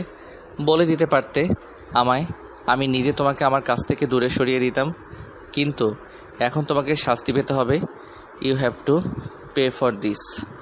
প্রকাশ ইশারাকে কিছু বলার সুযোগ না দিয়ে হাত ধরে টেনে নিয়ে বাইরে চলে এলো আর গাড়িতে বসিয়ে দিল, আর নিজেও গিয়ে সামনের সিটে বসে পড়ল। রাতুল থাকায় বেশি কিছু বলল না প্রকাশ, কিন্তু মনে মনে রাগ, অভিমান, কষ্ট ঠিকই হচ্ছে। ইশারা ঈশানকে নার্সিংহোমের থেকে ডিসচার্জ করিয়ে নিজের সাথে নিয়ে যায়। প্রকাশ ইশারাকে কলেজে না পেয়ে নার্সিংহোমে গেছিল। সেখান থেকেই জানতে পারে ইশারা ঈশানকে নিয়ে চলে গেছে সামান্য সুস্থ হতেই। সঙ্গে প্রকাশ এও বুঝলো যে ইশারাকে কেউ কিডন্যাপ করেনি, ইশারা নিজের ইচ্ছাই গেছে। এখন প্রকাশ এক টান মেরে কাজটা বার করে ফেললো, তাতে রক্ত বেরোনোর পরিমাণ আরো বেড়ে গেল। এরপর উঠে দাঁড়িয়ে লাথি মেরে সামনে সেন্টার টেবিলের কাজটা ফেলে দিল, আর কাজটা করে টুকরো টুকরো হয়ে গেল। প্রকাশ ইশারার সামনে এসে চিৎকার করে বলে উঠল, হোয়াই ইশারা, হোয়াই? কেন করলে তুমি আমার সাথে এমন? কম তো ভালোবাসিনি আমি তোমায়। কতবার বলেছি তোমাকে ছাড়া আমি বাঁচতে পারবো না, বলিনি? ইশারা নিশ্চুপ ভয়ে গুটিয়ে রয়েছে আর কাঁদছে। কাঁদছো কেন তুমি? হ্যাঁ কাঁদছো কেন? Answer me damn it. ও আমার কাছে ধরা পড়ে গেছো দেখে, আমার কাছে ফিরে আসতে হয়েছে দেখে খুব কষ্ট হচ্ছে? ভাবনি তাই না আবার আমার কাছে ফিরে আসতে হবে, এই জন্য কষ্ট হচ্ছে তোমার? প্রকাশ শান্ত হয়ে গেল আর আস্তে করে গিয়ে ইশারার পায়ের সামনে ধপ করে 2 হাঁটু গেড়ে বসে পড়ল। আর ইশারার দিকে করুণ ও অসহায় চোখে তাকালে ইশারার বুকের ভিতরটা ধুপ করে উঠল। প্রকাশ শান্ত গলায় বলল, আমি খুব খারাপ তাই না ইশারা? বদ মেজাজি একগু একটা ছেলে যে কিনা মারপিট করে, লোককে খুন করে, একটা মাফিয়া ক্রিমিনাল আমি, তাই না? খুব বিরক্ত তুমি আমার উপর, আমার রাগের উপর। ঠিক আছে, আর তোমাকে আমায় সহ্য করতে হবে না। ইশারার মনটা কেমন জানি করে উঠল প্রকাশের এমন কথায়। প্রকাশ উঠে দাঁড়িয়ে ইশারার সামনে এসে কপালে একটা গভীরভাবে ভালোবাসার পরশ দিল আর বলল, এটা আমার ভালোবাসার হয়তো শেষ চিহ্ন। বলেই সেন্টার টেবিলের ভাঙা কাচের টুকরোটা বাম হাতে নিয়ে ডান হাতে শিরায় এক পোষ দিল, আর গল গল করে রক্ত পড়তে লাগলো। ইশারা শকড হয়ে দাঁড়িয়ে রয়েছে, চোখের সামনে মুহূর্তেই এমন কিছু হবে তা ভাবতে পারেনি ইশারা। প্রকাশ নিজের মুখে হাসি রেখা টেনে বলল, আর বিরক্তির কারণ হব না তোমার, কিন্তু জীবনে তোমার আর কোনো অসুবিধা হবে না, সব ব্যবস্থা আমি করে। আর বলতে পারল না, পড়ে গেল ধপ করে। ডান হাতে ব্যান্ডেজ করা অজ্ঞান অবস্থায় প্রকাশ বিছানায় শুয়ে রয়েছে, আর ডক্টর চেক আপ করছে। দূরে দাঁড়িয়ে ইশারা বারবার চোখে জল মুছছে, আর ডক্টরের পাশে রাতুল চিন্তিত হয়ে দাঁড়িয়ে আছে। প্রকাশ যখন হাতের শিরায় কাচের টুকরো দিয়ে টান দিয়েছিল তখন গল গল করে রক্ত পড়তে শুরু করে, আর সেই রক্ত দেখে ইশারা কিছুক্ষণের জন্য স্তব্ধ হয়ে যায়। কিন্তু প্রকাশ যখন পড়ে যায় তখনই ইশারার হুঁশ আসে, আর ইশারা ছুটে প্রকাশের কাছে এগিয়ে যায় আর প্রকাশকে ধাক্কা দিতে থাকে। ইশারার তো কাউকে ডাকার মতো ক্ষমতাও নেই। অনেক রক্ত বের হচ্ছে দেখে ইশারা সঙ্গে সঙ্গে একটা কাপড়ের টুকরো জোগাড় করে ক্ষতস্থানে বেঁধে দেয় আর দৌড়ে নিচে চলে যায়। ভাগ্যবশত সেখানে রাতুলকে দেখতে পেয়েই রাতুলের হাত ধরে টেনে নিজের ঘরে নিয়ে আসে। প্রকাশকে এই অবস্থায় দেখে রাতুলও অবাক হয়ে যায়। প্রকাশের হাতের কাপড়টাও রক্তে ভিজে যাচ্ছে। রাতুল তাড়াতাড়ি প্রকাশকে তুলে বিছানায় শুয়ে দিয়ে ডক্টরকে ফোন করে আর বাড়ি থেকে তুলে নিয়ে আসে রীতিমতো। প্রকাশকে চেক করা শেষ হলে ডক্টর ইশারাকে বলল, আপনি ওনার ওয়াইফ? ইশারা হ্যাঁ বোধক মাথা নাড়ল। কি করে হলো এই অবস্থা? অনেক রক্ত ঝরছে, বললেন না তো? অ্যাকচুয়ালি ডক্টর ইশারা বৌদির কথা বলতে পারে না, তাই কিছু বলছে না। ডক্টর একটু অবাক হলো, কারণ এত বড় বিজনেসম্যানের ছেলে, যার নিজেরও অনেক পয়সা, বাবার টাকাই চলে না, তার স্ত্রী কথা বলতে পারে না। এসব চিন্তা বাদ দিয়ে ডক্টর বলল, ও আই এম সরি, আসলে পেশেন্টের অনেক ব্লাড লস হয়েছে, কিন্তু কাপড় বেঁধে দেওয়াই বাঁচোয়া, না হলে হসপিটালে অ্যাডমিট করতে হতো ব্লাডের জন্য। উনি একটু উইক, এখন বেশি উত্তেজিত হতে দেবেন না, রেস্ট নিতে বলবেন, আর পেন হতে পারে, তাই কয়েকটা মেডিসিন লিখে দিলাম, এগুলি দিয়ে দেবেন। শিরা কাটেনি তো ডক্টর? না, জাস্ট চোট পেয়েছে, আর কাঁচ দিয়ে কাটায় রক্তক্ষরণ বেশি হচ্ছে, কিন্তু আর একটু গভীর হলেই শিরা কেটে যেত। জ্ঞান আর একটু পরেই ফিরে আসবে। এই নিন, এগুলো টাইমে দিয়ে দেবেন। চলুন আমি এগিয়ে দিচ্ছি, আমাদের ড্রাইভার আপনাকে বাড়ি পৌঁছে দেবে। রাতুল ডক্টরকে নিয়ে বেরিয়ে গেলে ইশারা আস্তে আস্তে প্রকাশের পাশে গিয়ে বসে চোখের জল ফেলতে থাকে, আর প্রকাশের মাথায় হাত বুলিয়ে দিতে দিতে ভাবে, আজ আমার জন্য আপনার এই অবস্থা প্রকাশ।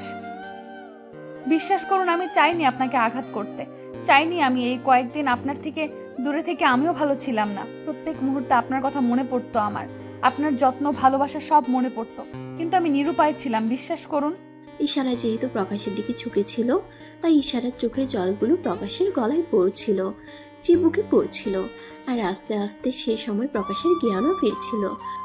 প্রকাশ যখন পুরোপুরি চোখ খুলে নিজের কাছে ইশারাকে দেখলো, তখন প্রথমে খুশি হলেও পরক্ষণে ইশারা চলে যাওয়ার কথা শুনে রাগটা চেকে বসলো, আর প্রকাশ মুখ অন্য পাশে ফিরিয়ে বলল, চলে যান আমার চোখের সামনে থেকে।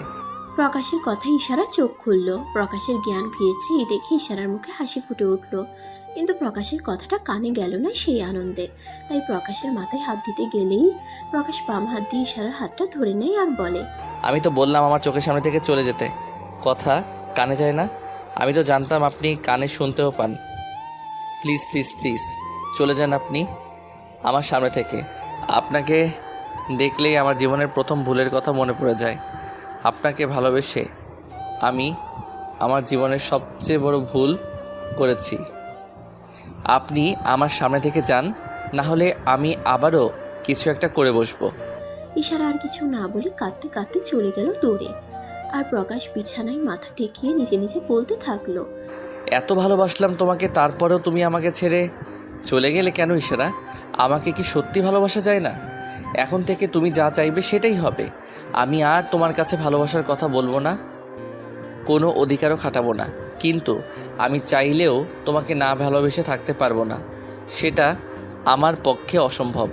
প্রকাশের চোখের কোনা দিয়ে জল গড়িয়ে পড়ছে, আর চোখের সামনে শুধু ইশারার মুখটা ভেসে উঠছে। সে সময় দরজায় নক করলো রাতুল। প্রকাশদা, আসবো? আয়। আস্তে করে উঠে বসে চোখের জলটা মুছে নিল। এই নাও, খেয়ে নাও, এরপর ওষুধ খেতে হবে। আর এখন কেমন লাগছে? ঠিক আছে, আর আমার কিছু খেতে ইচ্ছে করছে না, নিয়ে যা প্লিজ। প্রকাশদা, নিজের রাগটা তুমি প্রথমে নিজের ক্ষতি করে, আর এখন খাবারের উপর দেখাচ্ছ। এতে তো ক্ষতি তোমারই হবে, তাই না? আমার যা ক্ষতি হওয়ার তা হয়ে গেছে রে। শোন, আমি অন্য ঘরে যাচ্ছি, এ ঘরে থাকা আমার পক্ষে সম্ভব নয়, আর বাঁচতে চাই ভালোভাবে, আমি শান্তি চাই একটু। বলেই প্রকাশ আস্তে করে বিছানা থেকে নেমে গেল। যেহেতু হাত কেটেছে তাই হাঁটতে চলতে কোনো অসুবিধা হচ্ছে না, জাস্ট শরীরটা দুর্বল প্রকাশের। প্রকাশ দরজা থেকে বেরিয়ে যেতেই ওর বাম হাতে টান পড়লো। ইশারা দরজার বাইরেই দাঁড়িয়ে ছিল, কারণ রাতুলকে দিয়ে খাবারটা ওই পাঠিয়েছে। প্রকাশ পিছনে না ফিরেই ঝাড়া দিয়ে ছাড়িয়ে নিল হাতটা আর বলল, আমি তো বললাম আমি একটু শান্তি চাই। বলেই প্রকাশ সামনের দিকে এগিয়ে যেতে লাগলো, আর নুপুরের শব্দ আসতে লাগলো প্রকাশের কানে। এর মানে ইশারাও আসছে প্রকাশের পিছন পিছন। এদিকে প্রকাশের বাইরে দাঁড়িয়ে কথাটা রাতুল শুনতে পেয়েও বেরিয়ে আসে আর ওদের পিছনে আসতে থাকে। প্রথমে প্রকাশ, তারপর ইশারা, আর ইশারার পরে রাতুল। প্রকাশ একটা রুমে ঢুকে তাড়াতাড়ি দরজাটা বন্ধ করে দিতে গেলে ইশারা দরজাটা আটকাতে চায়, কিন্তু আটকাতে গিয়ে ইশারার আঙ্গুলটা চাপা পড়ে যায়, আর ইশারা ঝট করে সরিয়ে নিলেও আঙ্গুলটা কেটে গিয়ে রক্ত বেরিয়ে যায়। এদিকে দরজাটাও বন্ধ করে দেয় প্রকাশ। রাতুল সঙ্গে সঙ্গে এসে ইশারার হাতটা ধরে আর বলতে থাকে, আরে বৌদি, এটা কি করলেন? এভাবে কেউ হাত দেয় নাকি দরজায়? দেখুন তো, কেটে গিয়ে রক্ত বেরিয়ে গেল। রাতুলের কথা শুনতে পেয়ে প্রকাশ সঙ্গে সঙ্গে দরজা খুলে ইশারার সামনে চলে আসে আর উত্তেজিত হয়ে পড়ে। কে বলেছিল দরজায় হাত দিতে? আমি বলেছিলাম একটা না একটা কিছু করে নিজের ক্ষতি করতেই হবে, তাই না? এই রাতুল যা গিয়ে তুই ফার্স্ট এইড বক্স নিয়ে আয়, রক্ত বের হচ্ছে তো। প্রকাশ ইশারার আঙ্গুলটা মুখে পুরে নিল রক্ত বন্ধ করার জন্য। দা, তুমি বৌদিকে এই ঘরে নিয়ে যাও, ওখানে ফার্স্ট অ্যান্ড বক্সটা আছে। প্রকাশ সঙ্গে সঙ্গে ইশারাকে ঘরে নিয়ে এসে সোফায় বসিয়ে ফার্স্ট এইড বক্স খুঁজতে লাগলো। সেটা নিয়ে এসে সোফায় বসে খুব যত্ন করে ইশারার হাতে মলম ধাকিয়ে দিচ্ছে প্রকাশ। আর ইশারা অবাক চোখে প্রকাশ